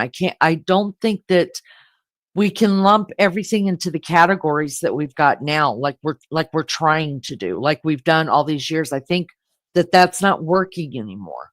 The world's changing. The world's Yeah, changing. I think we've got to figure out what fits what crime, and that's what we have to go Yeah. with. Because y'all, I'm just gonna say it again. I'm gonna say it again. There's a real problem in our country that we are letting pedophiles out of jail, but we're keeping druggies in Yeah. jail. It's wrong. The That's system's a wrong. problem. That's a problem. Listen, if you want to go and Same take here. every drug you can find and all you're doing is hurting yourself and you're living on Skid Row and just waiting for your next fix, Yeah. you do you. I could You. care Yeah. less. The minute you offer it to my kids or my grandkids, that's when I'm going to have a problem with you. But in no way, shape, or form should an addict be kept in prison longer than a pedophile. No. We have a The problem. same here. That's a Terrible. problem. And Yeah. I want to know why. I want to Mhm. know why that Yeah, I we think we all are do on that allowing one. those monsters to walk this earth in the public, and our kids and elderly are at risk every day Yeah. from somebody else's hands, but yet we're going to leave the person in the pokey who's only worried about getting their next fix. I mean, they're Mhm. not hurting nobody but themselves. That's their right. Go do it. Now, I know it's against the law. Don't come at me. I get it. But I'm saying we need punishment that fits the crimes. Mhm. Pedophiles should never be allowed out of prison. The jails are Ever. full. They're full. Right. They are. They are. But you know what I say, Maggie? Go anywhere in our country. Yours may be like this as well. Go anywhere in our country in these large cities. And they don't even have to be large cities. Noblesville, where I came from, we've got warehouses upon warehouses upon warehouses upon warehouses Yeah. that are You've got the just land as sitting well there. to build. Yes, All these buildings. You've got the land is just huge. We haven't got that like that, but we have got empty old buildings, yes. huge ones that they could use. So I don't get it myself. I don't get it either. Look, I know it's going to cost some money. But it's costing the To money anyway. it's costing money anyways, right? It's not like that's ever going to be sold off for a good long time. No. We've got all these malls in America that are just sitting there. Listen, if we're not going to use them for prison, ask the homeless people, do you guys want a place to live for Yeah, free? exactly. I mean, water and electricity is already hooked up to it. What are we doing? Listen, I could go into a whole thing. Yeah. I've got the answers. I definitely have the answers. And my biggest answer is if you're a pedophile, listen, I want to be over the judicial system, because if you're a pedophile, I'm going to put you all into this one courtyard. We're all probably, let's just go to an island together. That's what I'm going to do. We're all going to an island, all right? Shark infested waters, island. So nobody's going to swim off. And then from a Mhm. helicopter, I'm just going to drop down knives. Just drop them on the island. Last man standing wins. He gets a steak meal. That's how much I care about people. Let them all kill each other. I don't give a damn. Yeah, If you hurt a child, that's exactly what I should happen to you. agree. Why are we taking care of them? Why? I don't understand that. Mm. Families are going hungry, and we're taking care of people that like And that. they just get out and reoffend again and again and again. And those poor kids' lives are just That's right. ruined. Ruined, ruined. And I listen. They'd be happy to kill each other. Yeah. Listen, I'm going to do a live later on this whole Epstein thing that's coming back out. Y'all, I'm Yeah, not true that's crime good. at all. You want some true crime? Go watch Aussie. Watch Aussie true crime. But you know, there's stuff that I follow and I'm interested too. And this whole Jeffrey Epstein thing is pissing me off. I say take everybody, you know, if you're a pedophile or you're out doing shit like that, you know, just drop them all off on the island Well, and have you heard now throw a about bunch of someone knives around. climbing up the ladder in Yeah. a orange Yeah, I suit? Yeah, watched it last night. I had to watch our yeah, Nancy I Grace. watched it as well. All right, so I want you guys to watch this. So understand what it's like to be the firing squad, because you guys, this is what I'm thinking, right? When I heard of the firing squad coming out, right?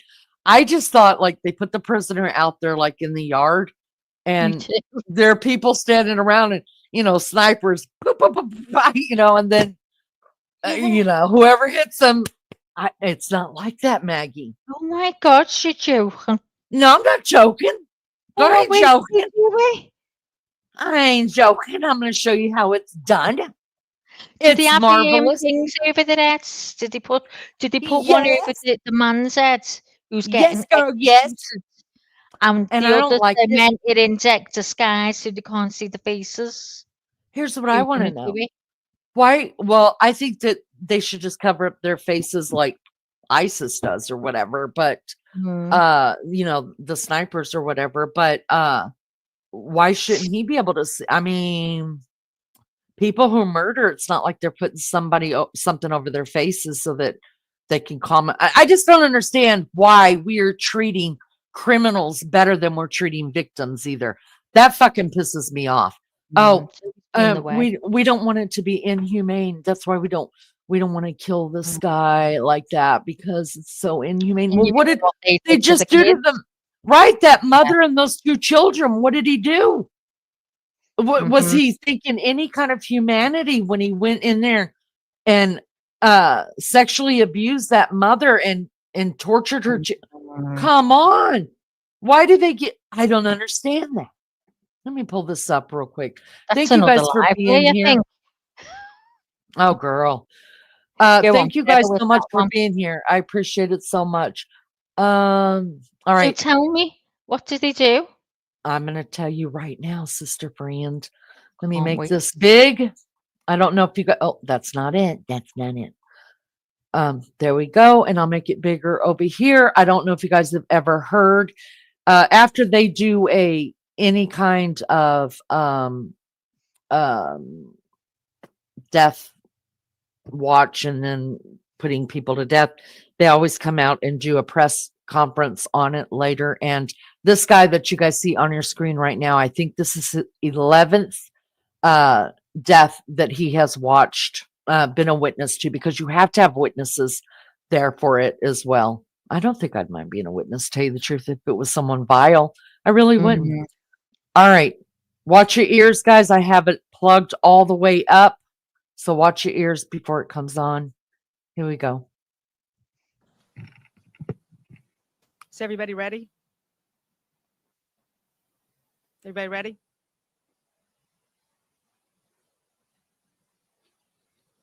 Hello, my name is Christy Shane, CHRYSTISHAIN.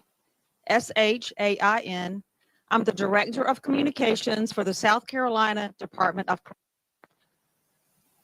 The capital punishment sentence of Brad Keith Stigman was carried out tonight pursuant to the order of the South Carolina Supreme Court and in accordance with state law. The execution was performed at 6:05:50 by a 3-person firing squad and he was pronounced dead by a physician at 6:08 p.m. Mhm. Sigmund, 67, was sentenced to death in 2002 for murder and burglary in the deaths of David and Gladys Lark. Sigmund used a baseball bat to beat the Larks to Greenville home April 27th, 2001. Sigmund's last statement was read to witnesses by his attorney and is as follows. I want my closing statement to be one of love and a calling to my fellow Christians to help us end the death penalty. An eye for an eye was used as justification to the jury for seeking the death penalty. At that time, I was too ignorant to know how wrong that was. Why? Because we no longer live under the Old Testament law, but now live under the New Testament. Matthew 5:38-39 says, quote, "You have heard that it has been said, an eye for an eye and a tooth for a tooth. But I say unto you that you do not resist an evil person. Whosoever shall smite me on the right cheek, turn to him as well." Romans 6:14, quote, "For sin shall not have dominion over you, for you are no longer under the law, but," end quote. Nowhere does God in the New Testament give man the authority to kill another man. That is why the Bible is divided into the Old Testament and the New Testament. Remember the words of Jesus, John 7:19. Did not Moses give you, yet none of you keep the law. We are now under God's grace and mercy. I have copies for you, and it will also be posted on our website. Witnesses to the execution included 3 members of the Lark family, a representative from the prosecuting solicitor's office, a representative from the Greenville Sheriff's Department, Sigmund's attorney, Sigmund's spiritual advisor, and 3 members of the news media who will address you now. After they all three speak, they will answer questions from the podium. They will not be available for interviews after the press conference ends, as they have their own stories to write. First, Jeffrey Collins from the Associated Press. My name is Jeffrey Collins. I'm with the Associated Press. That's JEFFREY COLLINS. And what I'll do is I'll just kind of walk you through what I saw today. So the curtain opened. It was about, looking at my notes, around, it was about 6:01, maybe a little bit after that. And the curtain opened. Brad Sigmund was strapped into the chair. Unlike other death executions I've seen, he was in a black jumpsuit, had black Crocs like shoes on. He was completely strapped in. It looked like there was a harness over him.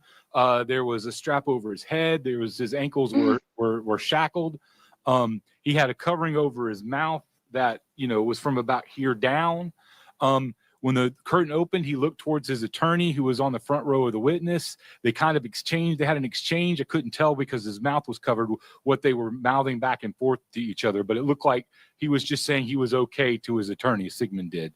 At that point, they had the attorney came out and read the final statement. When the final statement was read, well, let me back up one step. He had a target over his heart when the curtain opened. It was already there. It was a little rectangle white paper, or I'm assuming it was paper, could have been cloth. They had a bullseye on it. It had one outer ring and one inner ring on it. It was red. The bullseye was red. So they came out, read his final statement. At that point, when that was finished, a prison employee got a hood, put the hood over Sigmund's head. Then that prison employee walked from the chair the 15 feet over to where there's a brick wall. And at that point, there's a black shade, like one of those shades that you pull down and it rolls up. So that there's a black shade there. The prison employee lifted up the shade. And then from that point, it was a little less than 2 minutes of nothing at that moment. I mean, you could see Brad Sigmund took several pretty deep breaths. And then suddenly the shots rang out at, I believe Christy said it was 6:05 and 50 seconds. At that point, you did see a small red stain on Sigmund's chest. It was irregularly shaped, but oval, if that makes sense. I mean, like it wasn't like a circle. It was an oval shape. I saw, it looked like he may have taken a couple of, his chest rose and fell about 2 times immediately after the shots. You could see a tiny piece of like tissue or something that was coming out of that. At that point, also his arm tensed up when he got shot. There's kind of this brief moment of tensing. After that, the doctor was in there fairly quickly, less than a minute after the shots came. Couldn't see exactly what the doctor did because my viewpoint was blocked from his back, but he did an examination for about 90 seconds, and then he walked back towards the other side of the room, walked from left to right as I'm viewing, and then that's when the prison employee announced 6:08 as the time of death. And the only other thing I might add is when they came out after the shoot, they pulled the shade back down. I'm going to let Anna go next and see if she wants to add anything. Go ahead, Anna. Hello, everybody. My name is Anna Dobbins, ANNA-DOBBINS. I am with WYFF News 4 in Greenville. Greenville is the county where David and Gladys Lark lived when Brad Sigmund killed them in 2001, and brings us here tonight. I will start after we are in the witness room. It's a very quiet room, no speaking going on whatsoever. The only thing you can really hear are intakes of breath as people try to calm themselves down, feet shuffling, that sort of thing, and everybody constantly glancing at the clock to see where we are in the process. At 6:01, the curtain was pulled back, exposing the room to us. Brad Sigmund was already strapped into. He had the chair did not have arms, so his arms were down to his side and clipped in with restraints. His feet were restrained. He had a strap across his forehead, and he also had something that appeared a little like a sling that covered his mouth. But he could move his head just a little bit. So he moved his head to the extent that he could toward the witness room, appeared to be exchanging some words with Bo King, his attorney. Kind of took in the whole witness room to the extent that he could. I want to comment on the expression that he had. Again, you couldn't see his whole face, but I did not pick up on anything in his expression that would have indicated fear. I wouldn't say he was expressionless, but it was hard to see everything. They then read the final statement, which we've already been over. He was wearing the black jumpsuit. His arms were exposed and bare. At 6:03, they put the hood on. And at 6:04, they lifted the shade on the, what I would describe as cubbies that the executioners were going to shoot through. We could not see the guns. There was also no countdown or anything like that to tell us when the shots would be fired. The shots were fired at 6:05. I perceived that they were all fired at once, that it was just one sound. There was an ever so slight, I don't know if it was an echo or a fraction of a second that one of the shots were different, but it was ever so slight. His arms flexed. There was something in his midsection that moved. I'm not necessarily going to call them breaths. I don't really know, but there was some movement that went on there for 2 or 3 seconds. It was very fast. I did see a splash of blood when the bullets entered his body. It was not a huge amount, but there was a splash that you could see kind of protrude from the wound, and the target was you couldn't really see what happened to the target. It just wasn't there anymore. The chair that he sat in sits in something that I'm just going to refer to as like a catch basin. There were maybe a few drops of blood that I could see in the catch basin, but that was really it. At 6:06, the medical professional came in, talked to or listened to his heart and his body for, it felt like a long time, but as we calculated, or as I calculated here with my notes, it was a little bit over a minute, between a minute and a half. And at 6:08, the declaration of death was announced.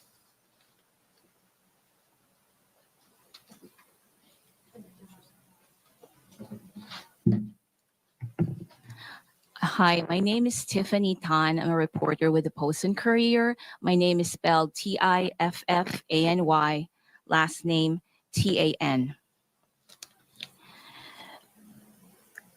When we entered the building to the execution chamber building, right when we entered, there was a table to the right where they had little transparent cups.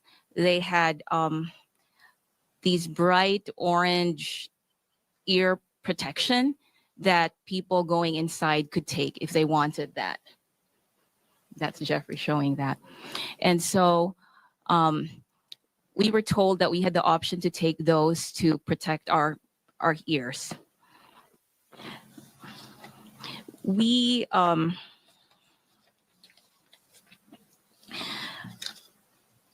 the curtain opened at 6:01 p.m. and after that, Bo King, the attorney of Sigmund, stood up to the front and read his final statement. And it was 6:02 when he was finished reading the statement. And at 6:03, the hood was placed over his head. But as Jeffrey had mentioned, before the hood was placed, the moment that the curtain was opened, he did kind of exchange some like nodding toward his attorneys and his spiritual advisors' direction. And then I saw that before the hood was placed on him, he kind of turned toward the area where the witnesses were. I'm not sure who he was looking at, but his attorney was on this side of the room and the witnesses were sort of on this side of the room, and he turned his head a little bit farther toward that direction. After the hood was placed, they lifted those black shades on the wall, and you could see this rectangular opening with sort of two middle, separated with two, something in the middle. So essentially there were three smaller squares in that big rectangle. And the shots were fired at, well, it was like one shot, like Anna had mentioned, almost like a split second. You could hear sort of like an echo, like there was one shot, but sort of like followed by that echoey noise. That was 6:05, and then after that, from my angle, because it was Jeffrey here, Anna, and then me. From my angle, I did also see, because he was seated sort of, he was perpendicular to us, so you could see his profile. So I could see his kind of chest, stomach area kind of lift after the shots were fired about 2 times. And then I also noticed that right under where the hood was, because the hood was sort of up to here, you could see that something red kind of coming out of his chest. And the target that had been there was no longer there after the shots were fired. And he also had that kind of sling around his chin, around his mouth that was described earlier. One thing that I did notice from my angle was that his attorney, right before the hood was placed, he seemed to, I don't know if he was kind of like doing that to his chest, but I did sort of notice his attorney, Bo King, sort of kind of make some type of motion like that.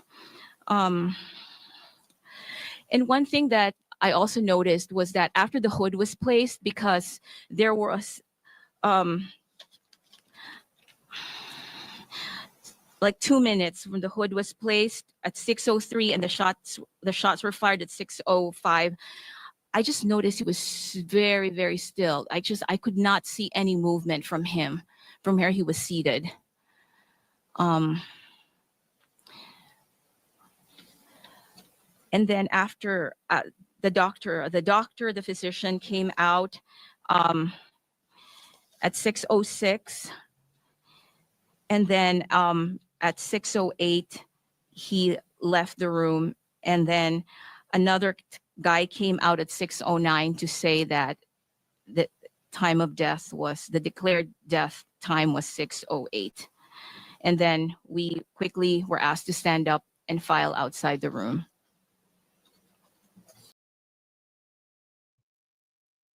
All right.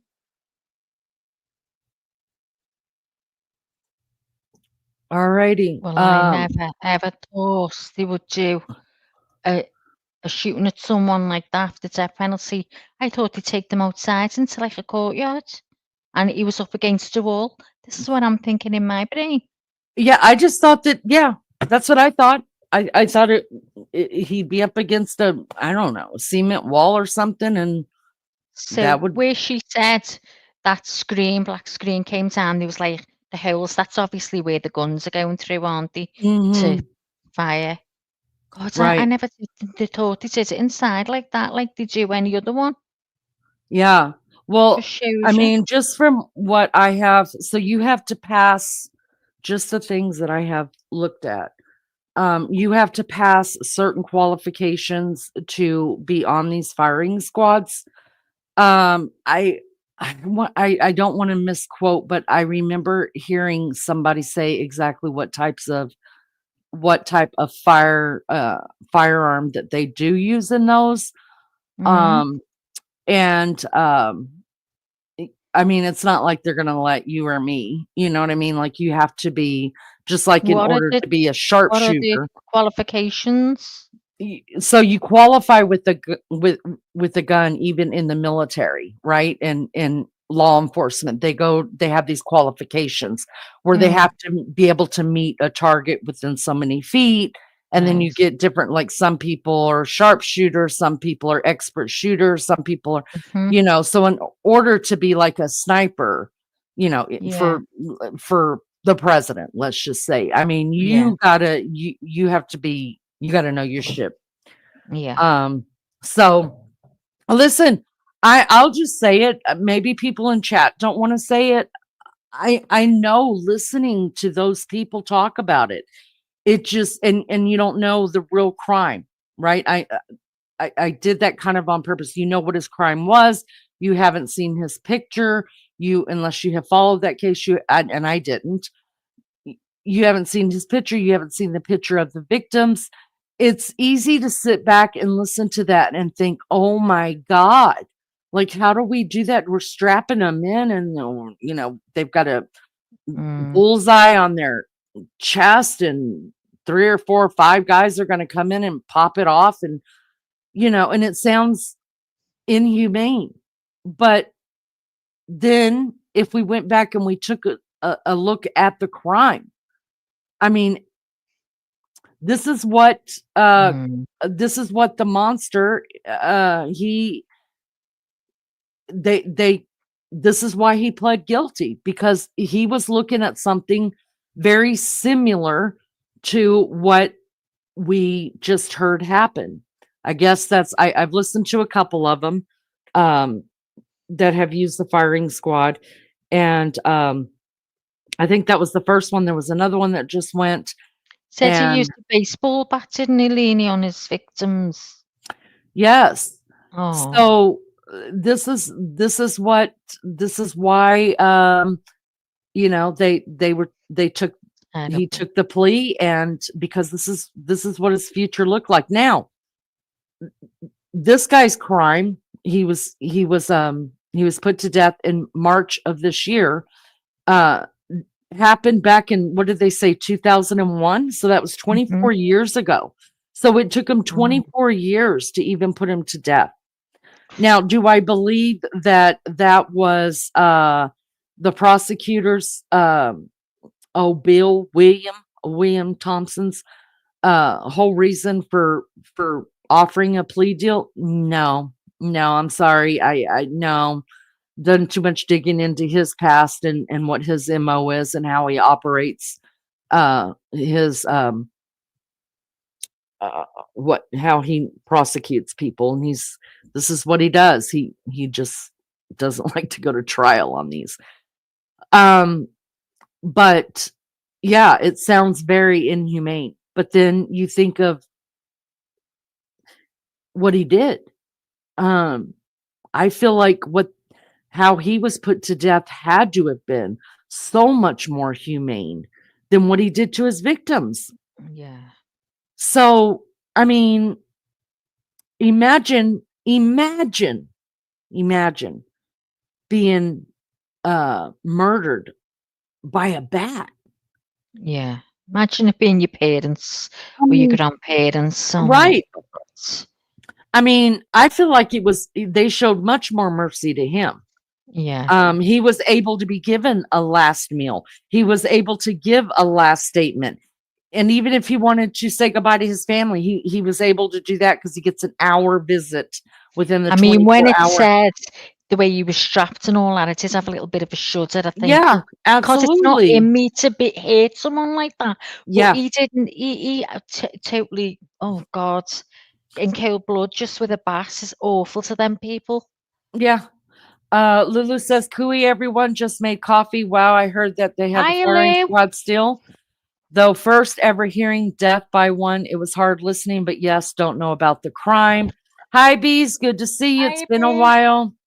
But yeah, I still think it's humane.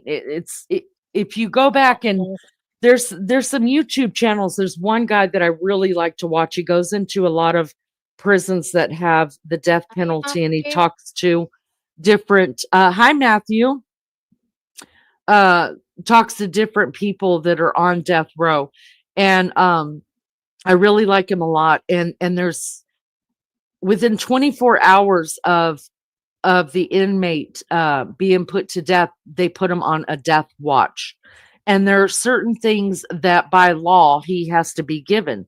Like he's entitled to what he wants for his last meal. He's now in some states, they used to go all out. I want 10 cheeseburgers. I want Ruth Chris steak. Some states have said, hold on, we're not doing all that. Like whatever you can order off of our menu, that's what we'll get for you. So they have protocol that they go through. So they get their last meal. They're able to see their clergymen. They're able to see their lawyers. They're able to pick who they want to come in and witness as far as their family goes, or people on their side. When they're executed, they have so many rights, but yet their victims have nothing. These animals just crawl, snake into their houses and give them nothing but pain and anguish, and leave it all there, and then they go away. This guy got to live 21 more years. And those people didn't. And for me, hi Lolly, good to see you. I'm sorry. I think there has to be, we got to figure it out. We got to figure it out as a country. I don't think the death penalty is going away. I just don't. And I don't want it to, but we got to figure out what punishments fit the crime. Do I believe that had the monster in Idaho not taken a plea, that it deserves the death penalty? Absolutely, 100%. Because I guarantee you, he showed, he was going to be shown much more mercy than what he showed any of those victims that he had, any of them. Hi Gage, good to see you. Thank you for being in here. Now I want to show you the other side of it. Okay, this is where other people stand. If you will just afford me this just a minute. So this is another firing squad one, and I want you to listen to this one. This just happened on May the 8th at 2025. This is sourced from NPR News, and it says a firing squad tried to shoot a prisoner in the heart, which is where they put the bullseye, or the whatever it looks like, where they're supposed to shoot, but they missed. Autopsy indicates, and this is the guy right here. And I'm just going to read this to you guys. Okay. This came out of South Carolina as well. This is Michael Motti.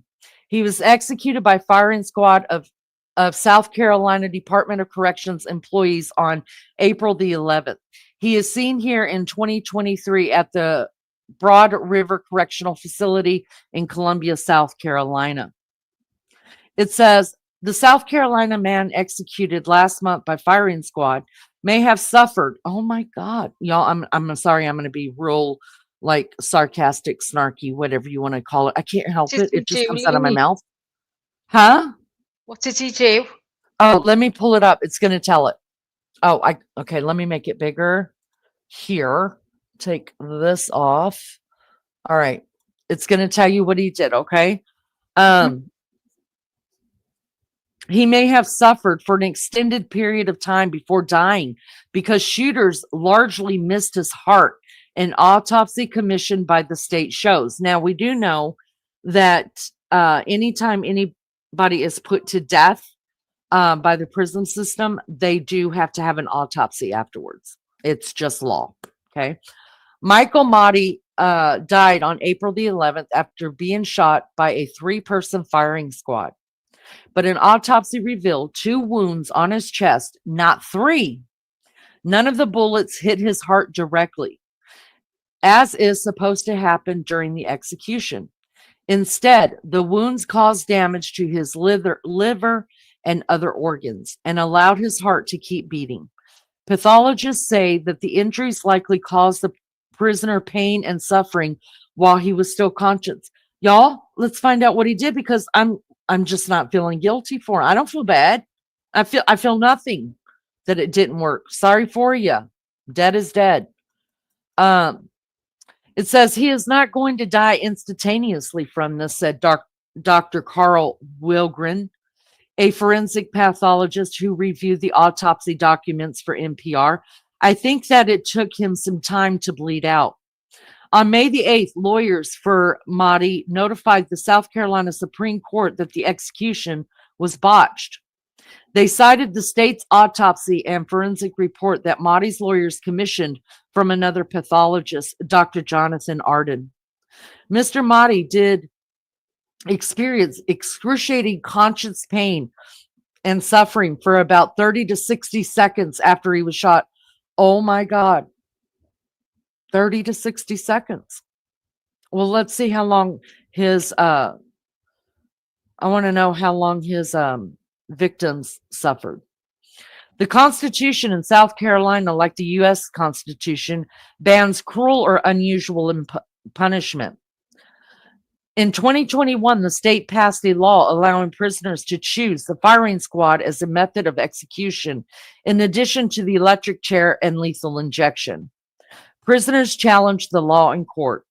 In 2024, the South Carolina Supreme Court ruled that all three methods were legal, writing that the firing squad was not cruel because the prisoner would not suffer longer than 15 seconds. They suffer longer than that, you guys, in the electric chair. The evidence before us convinces us through an inmate execution via the firing squad is likely to feel pain, perhaps excruciating pain, that the pain will last only 10 to 15 seconds, the justices wrote, adding that it would be true unless there is a massive botch of the execution in which each member of the firing squad simply misses the inmate's heart. A massive botch is exactly what happened to Michael Mahdi. As for why Mahdi's body showed 2 wounds from the executioner rather than 3, a doctor noted that the comment section on the autopsy commissioned by the state that it is believed that 2 bullets went through 1 wound. Wow, that's pretty damn good. Whereas in Utah, not all the members of the state's firing squad shoot live bullets. Wow. Okay. In South Carolina, the rifles, see, this one is saying that they use a certain type of rifle as a firearm. The rifles of all 3 shooters were supposed to be loaded with ammunition. The 2 wounds on Mahdi's body were described in the autopsy as being almost exactly the same size. Pathologists who reviewed the report expressed doubt that the 2 bullets went through precisely the same small hole. I think the odds are pretty minuscule. This is what the chair looks like. Can you guys see it on your thing? So this is one of the chairs that they would use. This one is in South Carolina Department of Corrections. That is in the death chamber at Columbia, South Carolina. 1 month before Mahdi was shot on March 7th, another South Carolina death row prisoner, Brad Sigmund, became the first person to die by the state's firing squad. His lawyer said Sigmund believed the firing squad was a better option than legal injection, a method plagued by problems in South Carolina across the country. Autopsy reports for 2 previous executions by lethal injection indicated both prisoners required multiple doses of the sedative pentobarbital to die, and the process took more than 10 minutes. An NPR review of more than 200 autopsies of executed prisoners found that prisoners' lungs filled with fluid after being injected with the drugs meant to stop their heart, which doctors say creates a sensation similar to drowning. After Sigmund's death, the state employed the same company to conduct the autopsy report as they did for Mahdi. NPR reviewed more than 20 photos taken as part of Sigmund's autopsy. The images included multiple X-ray photographs, pictures of clothes that Sigmund was wearing when he was executed, photos of Sigmund's internal organs, and photos of the bullet fragments recovered from his body. The photos clearly indicate that there were 3 bullet wounds on Sigmund's body, all near his heart. By contrast, in Mahdi's case, only one of the photos of his torso, showing 2 bullet wounds in Mahdi's lower chest, was shared with his lawyers. No x-ray pictures of internal organs, images of his clothes, or photos where the bullet fragments are clearly visible when included in the autopsy. It would be one thing if previous executions had similar documentation, but they didn't. One of Marty's lawyers said, "It is not fully clear what happened. Did one of the gunmen not fire that one? Did their gun get jammed? Did they miss? We just have no idea at this point." The South Carolina Department of Correction did not respond to NPR's request for comment. Weiss was presented at Marty's execution on April the 11th. He said when the curtain to the death chamber was pulled back, Marty was sitting down and pushed against his restraints. Weiss recalled thinking the target seemed to be placed low on Marty's chest. When the shots were fired, Marty cried out and started breathing heavily. He groaned multiple times before his body froze. Someone checked for a pulse, then declared him dead. Weiss said that he neither heard nor saw a ricochet. The account matches descriptions from other witnesses. Jeffrey Collins, a reporter for the Associated Press, observed Marty cried out after the shots. The target, which was white with a red bullseye, was pushed into the wound in his chest. Collins reported that Marty groaned twice about 45 seconds later and continued to breathe for another 80 seconds before he appeared to take a final gasp. Both the forensic and medical evidence and the reported eyewitness observations of the execution corroborated that Mr. Marty was alive and reacting longer than it was intended or expected. Weiss said that Marty gave his legal team, permission to share the autopsy with the public following his execution. The lawyers hoped that the information might prevent another execution like this. They largely missed our client's heart, Weiss said. I hope we can figure out a way to ensure this doesn't have to happen to everybody else. Though there are no upcoming executions currently scheduled in South Carolina, Utah, Oklahoma, Idaho, and Mississippi also allow executions by firing squad. On May 1st, the Mississippi Supreme Court scheduled the execution of its longest-serving death row prisoner for June 25th that did not specify the method of execution. So, I need to find out what this guy did, Max. Hold on. What was his name? His name was Michael Motti. Let me see. Hi, everybody. Thank you all for being here. I So appreciate don't you it know so yourself much. yet now? No, because I just pulled it up. I didn't read that one. Hold on. Give me a second.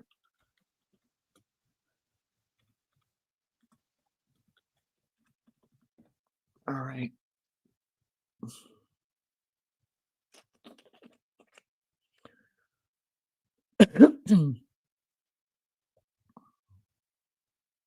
Okay.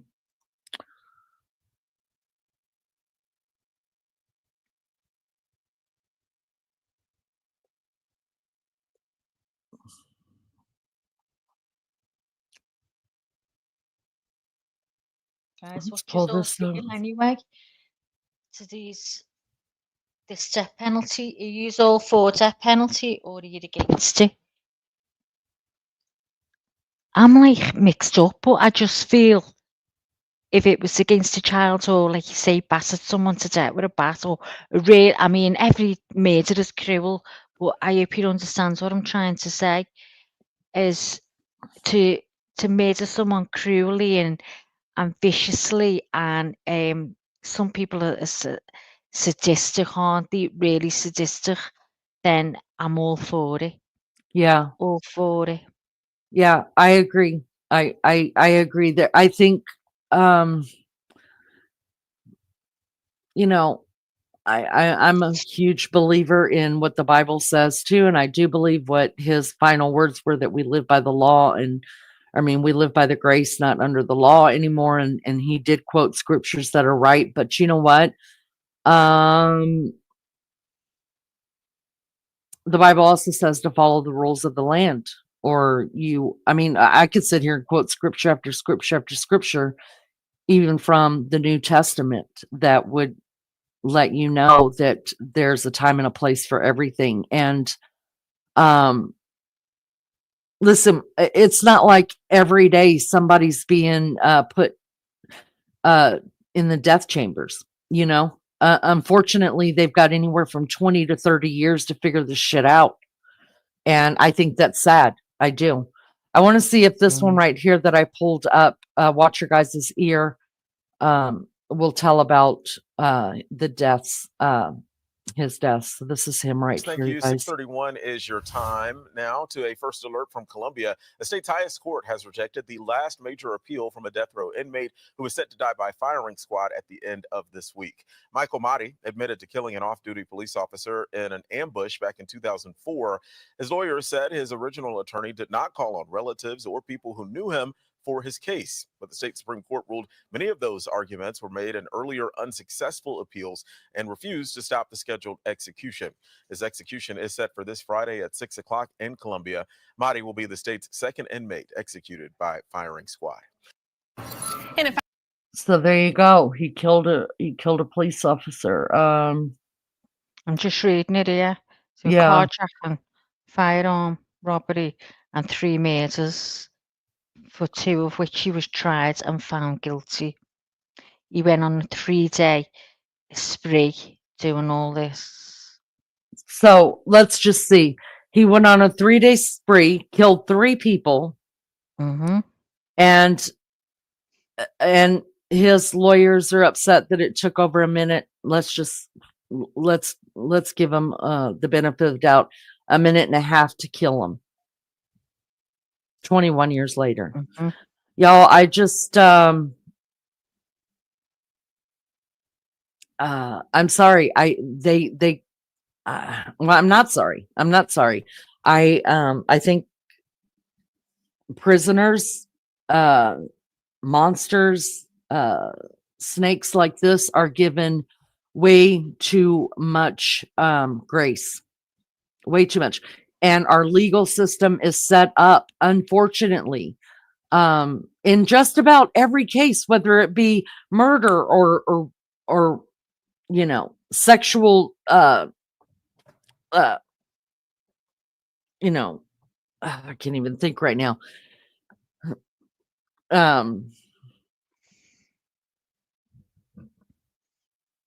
can't even think. Why can't I think? It's the same. I just feel like victims are re-victimized over and over and over and over again, and it's really hard for people to believe victims. But damn, you get a following on every person that's ever been convicted of anything. They got huge followings out there, and victims are just being re-victimized. It's just not right. It's not. This guy something's wrong. doused a cop in petrol, in diesel, and burned him. Burned him. Yeah, it says he murders a 56-year-old off-duty police officer, James Myers, whose body was doused in diesel fuel and burned. So did it take, you know, him a minute and a half to die? No. I'm sure it took longer. SA, thank you so much, Jay Badass. Yeah, it's just, I mean, look at what's happening over in Idaho, you guys. You got a man who took a plea, asked for a plea. Okay. Everybody's telling me, Leanie, read the documents and you'll change your mind. I just don't think I will. See, because I didn't just jump on the bandwagon whenever the case got really juicy, right? I was on the bandwagon the night it happened. So I have read everything that's come out in this case, except for all of the documents that have been released since he's been in jail, just because of personal stuff that's going on. But you know, he confesses to murder. There's more than enough evidence to convict him of murder. His own lawyer went to the prosecution and said, will you offer us a deal? because she knew he was cooked. And yet still there are people that are shaming the living survivors of that house, the surviving roommates of the house. There are people who are still trashing the families because for whatever reason they don't like them, and lifting up the person who is every bit of evidence is stacked against him. Every bit. I think we got a warped way of thinking. It's so warped. Liza says, but then again, if they are guilty and the law allows it, then who am I to fight it? Ultimately, he will meet his maker and be judged. He doesn't look to be remorseful. Yeah, because I'm going to tell you what, even if I did something wrong and somebody's setting me up, that's going to be my last breath. I'm going to be scared down and be crying. He stabbed a prison officer as well multiple times when he was in prison. So, hello PKC says, the only ones I have not saw a strong they are innocent following is the Daybells. Yeah, everybody believes I'm trying to read that again to get that in my brain. The only ones I'm not so strong. Oh yeah. Yeah, everybody believes that the Daybells absolutely did what they did. Everybody.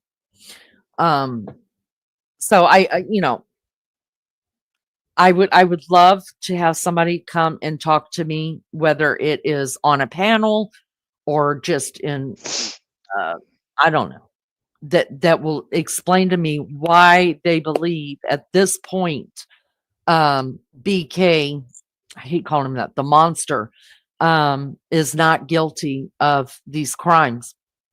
This is what I will say about all of the documents coming out, and I hope that you guys, if you do nothing else but understand this. So I have read some of them. I haven't read all of them. Melly Joe, hello. Hi, Mel. I will say this, and I hope you guys are with me enough and can open your brains enough to think of it this way. I have read some of the documents and some of the police reports and stuff like that. That's as far as I've gotten is some of the police reports. And there are some things that people are going around saying, see, that tells you right there that the monster didn't kill these students because the police said they can't prove that didn't happen. Like, let me just give you, for instance, they can't, as far as they know, he wasn't following anybody, any of the victims, right? They have to say that if they can't prove it, you guys. You understand that, right? So if they can't prove it to be factual, then they can't say it. Does it mean it didn't happen? No. It still very well could have happened. Listen, I think that there was a lot going on. I do believe that it's quite possible that he did cover some of his tracks. Some of it was covered. He just left some really big holes for people to get him. But I think that there's a lot more that if we could have proven that this is what he did, then the police would have come out and said, yes, well, he was in the home. We've proven it. Somebody came out and talked and said that they saw him at this party at the home, caught him upstairs, whatever. Or that listen, there have been plenty of people, the waitresses that worked with Maddie and Xana said that they had seen the monster at the Mad Greek restaurant a couple of times and that he creeped them all out. The owner is the one that came out and said that they had never seen them or cannot place him at any time in the restaurant. Well, if you were an owner, you're not going to be there as much as all of your servers are, right? Unless you're running just a small mom and pop place, you know? But on top of that, I damn sure wouldn't be able to remember people coming and going. And I have struggled with that now. And And then why would you want something like that why would you want your restaurant being connected in any way, shape, or form to these crimes? So I believe that he was at the Mad Greek restaurant. I believe that um, he was fixated on Maddie, and whether she waited on him or didn't wait on him. I would say it's safe to believe that she did wait on him. And I mean, somebody had to wait on him, right? And nobody else has come forward. So I believe she did wait on him. I think he was fixated on her. And like I said, two of her co-workers came out and said, yes, he's been in there and he creeped him out. And the only one that's saying no. But because the police can't verify it through receipts or on CCTV, that's how you prove stuff. Because the police cannot prove it, they cannot use it. So they're going to say, we have no way of saying whether he had any contact with any of the victims. So just because the police say it, that they can't prove it, doesn't mean it didn't happen. Do you understand what I'm saying? It just wasn't proven and couldn't be proven. Yes, April. If you go back into the early days, you can find an interview with two. I mean, there's so much to find on this case, you guys. I mean, this is, and come to me, I'll let you know what's been debunked and what hadn't. But yeah, two females came forward and said that they had seen Koberger in the restaurant, and that he creeped them out. So that's that. In fact, when it all first came out, I think when the crime first happened and everybody was all the sleuths were doing their sleuthing, that they figured out way before the news did. Some creators figured out where they worked, or maybe the Goncalveses did, or whatever, where they had put out there where Maddie was working. And the owner said that Maddie and Xana and Kaylee didn't work there, had never worked there. That's what was said in the beginning. Look it up. Look it up. There's a lot of wild stuff out there. And then they came back and said that, yes, they did. And they did a little tribute to them. And I didn't kind of like the way that they went about that, just me personally. In fact, in that interview too, those two same waitresses also talked about they didn't like the little memorial thing that supposedly the Mad Greek had done for them. They just thought it was distasteful. But yeah, it's out there. You can find it, or I could find it. And the dog thing I heard was done by a human too. Yeah, some people say the dog thing, and then it came out debunked that an animal actually did that to Buddy. I think the more I get to know about Sam, I don't think he did do it, because I think as weird as he just made to people, he loves animals. That's what I believe. Because he didn't hurt Murphy. And when they said that Murphy sometimes had run up that brook, where the trees are, I think he sensed him there or seen him. And that's why Murphy came back, because he didn't harm him. Yeah. I think That's true. He loved animals, but had no respect for anyone else. PKC says, thank you. I keep hearing so many people criticizing statements or documents. There is a difference between what they know or feel and what can be proven. Jurors have to go by proof, right? And honestly, I can say that Maggie and I have tried so hard when working on this case that we did it by documents, or by out of the mouth of what we've heard out of the mouth of lawyers, or the courtroom, or I mean, we didn't spend time in other people's chat, like getting their opinions of things that we were reading. We read them with you guys. We came up,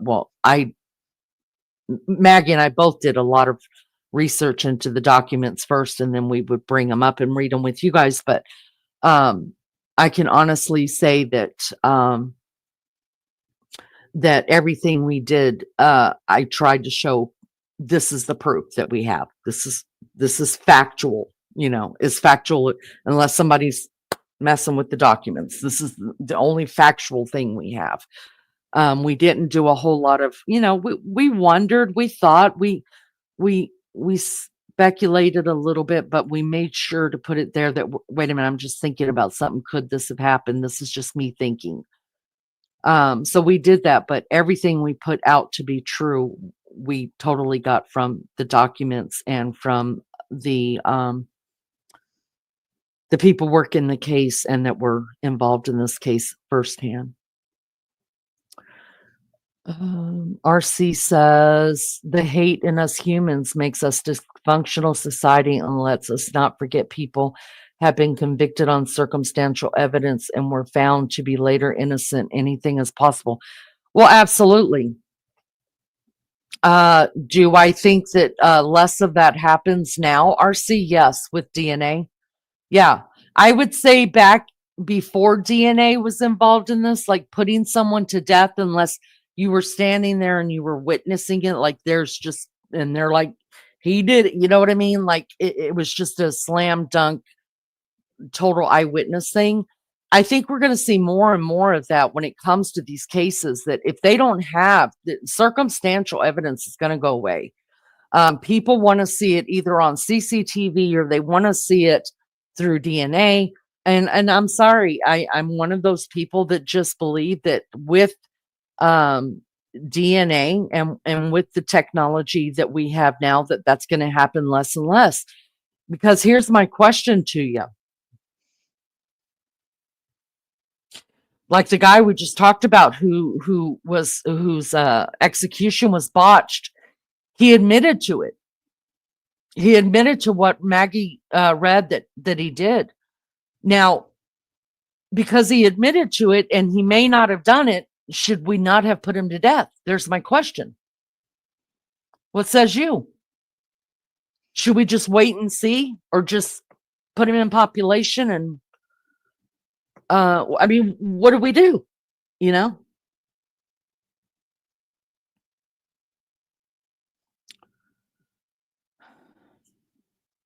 What says you, Mags? I just don't understand.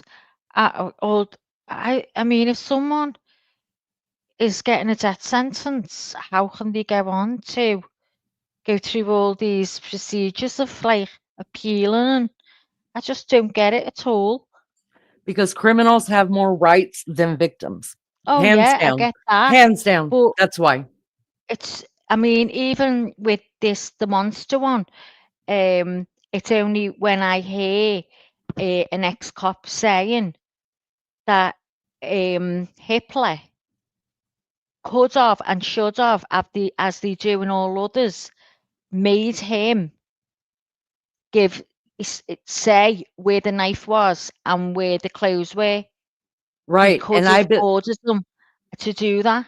Right. That is my number one bitch. And it's been my number one bitch since I heard them and I'm talk angry about over it now. Yes. Yeah, because it's look, why? if he wants to plea it out, whatever, I believe in jailhouse justice. I really do. I think that's why Richard Allen from Delphi is sitting over in Oklahoma right now, and that's to save his life for a little bit longer before people get to him. But I do believe in jailhouse justice. What pissed me off the most was they can't make, it's like the judge said when he was reading him his rights and sentencing him. He said, I can't make, constitutionally, he can't make him talk. But constitutionally, he could have, the prosecution could have said this. Tell me where the knife is. Yeah, because and where the clothes are. Right. And where the clothes are. And we'll meet you back here in 2 days. We'll go get it. Yeah. And then we're going to run some DNA on it. And if that's the case, you got a deal. If not, then we're taking our chances. They could have done that. They choose not to do it. And I I'll couldn't never believe that when understand it. I heard that. I couldn't believe it. I'll never understand it.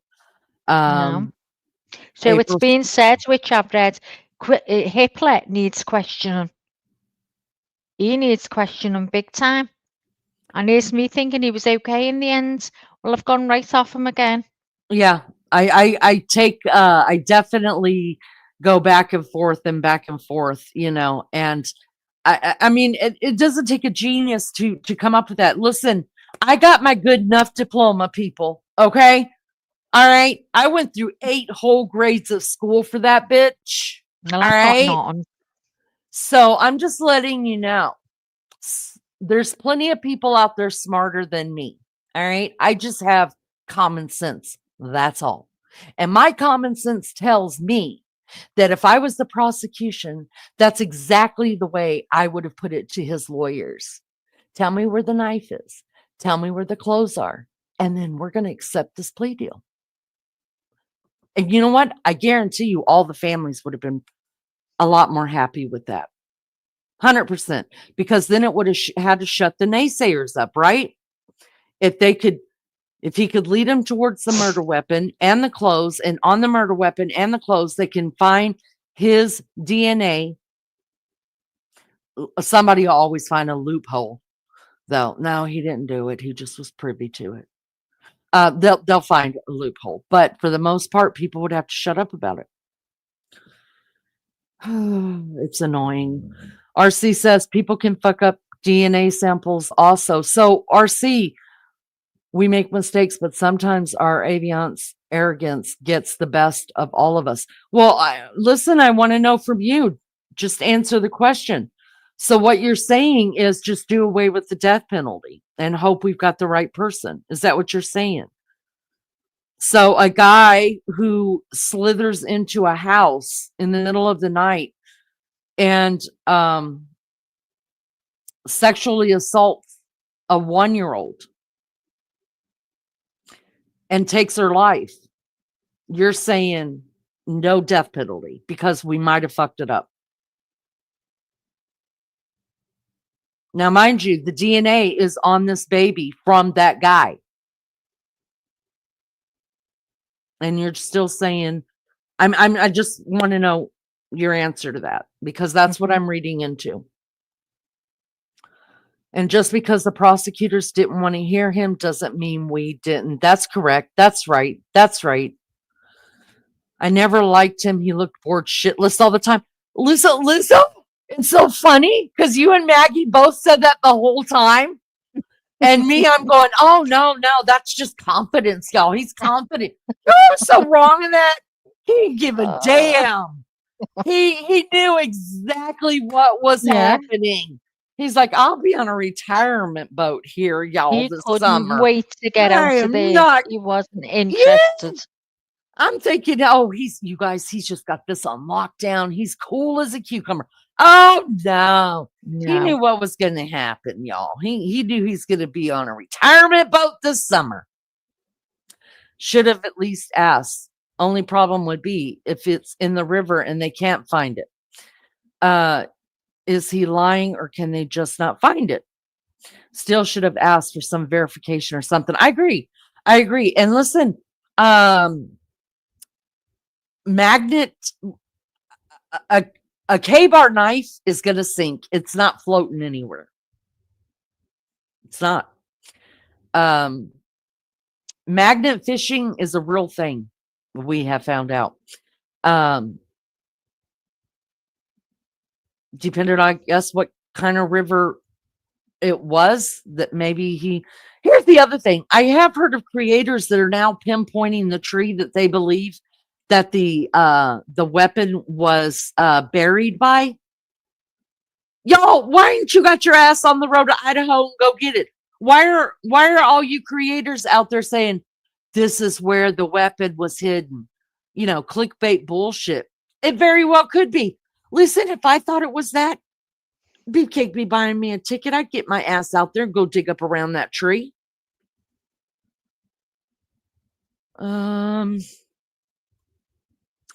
BK will meet his maker much quicker in prison than he would have on the death penalty. That's correct. Well, that's correct. Does the death penalty cost more than a regular trial life in prison?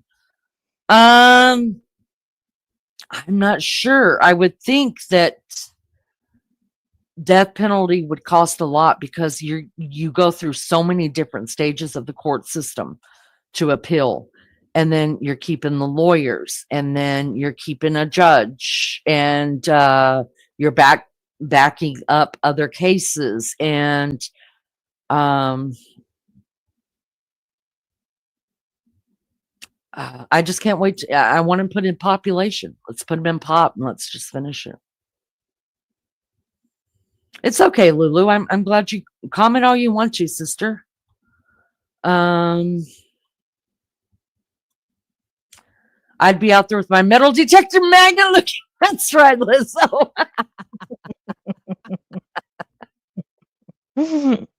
Oh my goodness. Oh my goodness. Oh, it's good to see RC say that. He actually said that he's getting rest and taking care of himself. Right on. Jay Badass says trial and death penalty would be very, very expensive. Yeah, but for me, it's like putting a price tag on the victims' lives, right? Like, we've already spent this much money on you, do the math. Listen, Miss Taylor out there, Miss Ann Taylor, she's a rich old girl, y'all. She's got her y'all. Ann Taylor, listen, I know you watch According to Leanie with everybody else. Girlfriend, I got my eyes on you on this next case that you're doing, sister friend. I'm going to tell you right now, I don't need none of that shady business that we've already seen. All right. And none of them batting that eyes. All right. We don't need you flirting with the flirtiest. All right. We know your game, Ann Taylor. We got you, sister. We got your number on the wall. And I'm watching you. And I'm going to watch Taylor's that trial. somewhere in Barbados now with a She's in Barbados. Wherever all she her got money. all the money. Tipping everybody in hundreds, in hundos. Yeah. Oh, I. With the Oh, Armani bitch. glasses on, yeah. Ah, not even prescription either, because she had LASIX.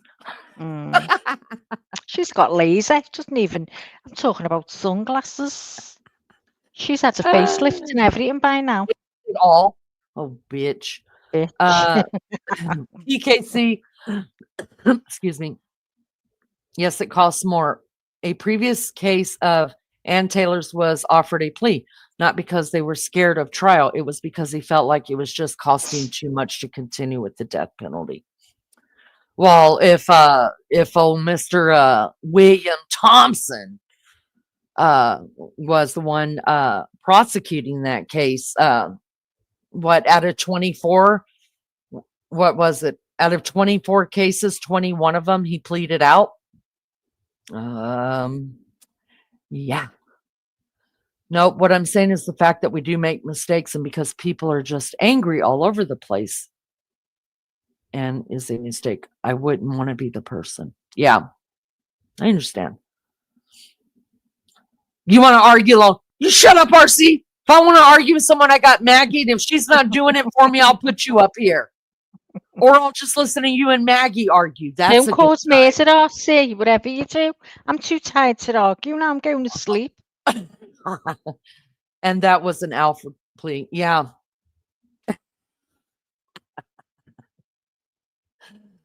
All right, guys. You know what we're going to do? I think that is it for us today.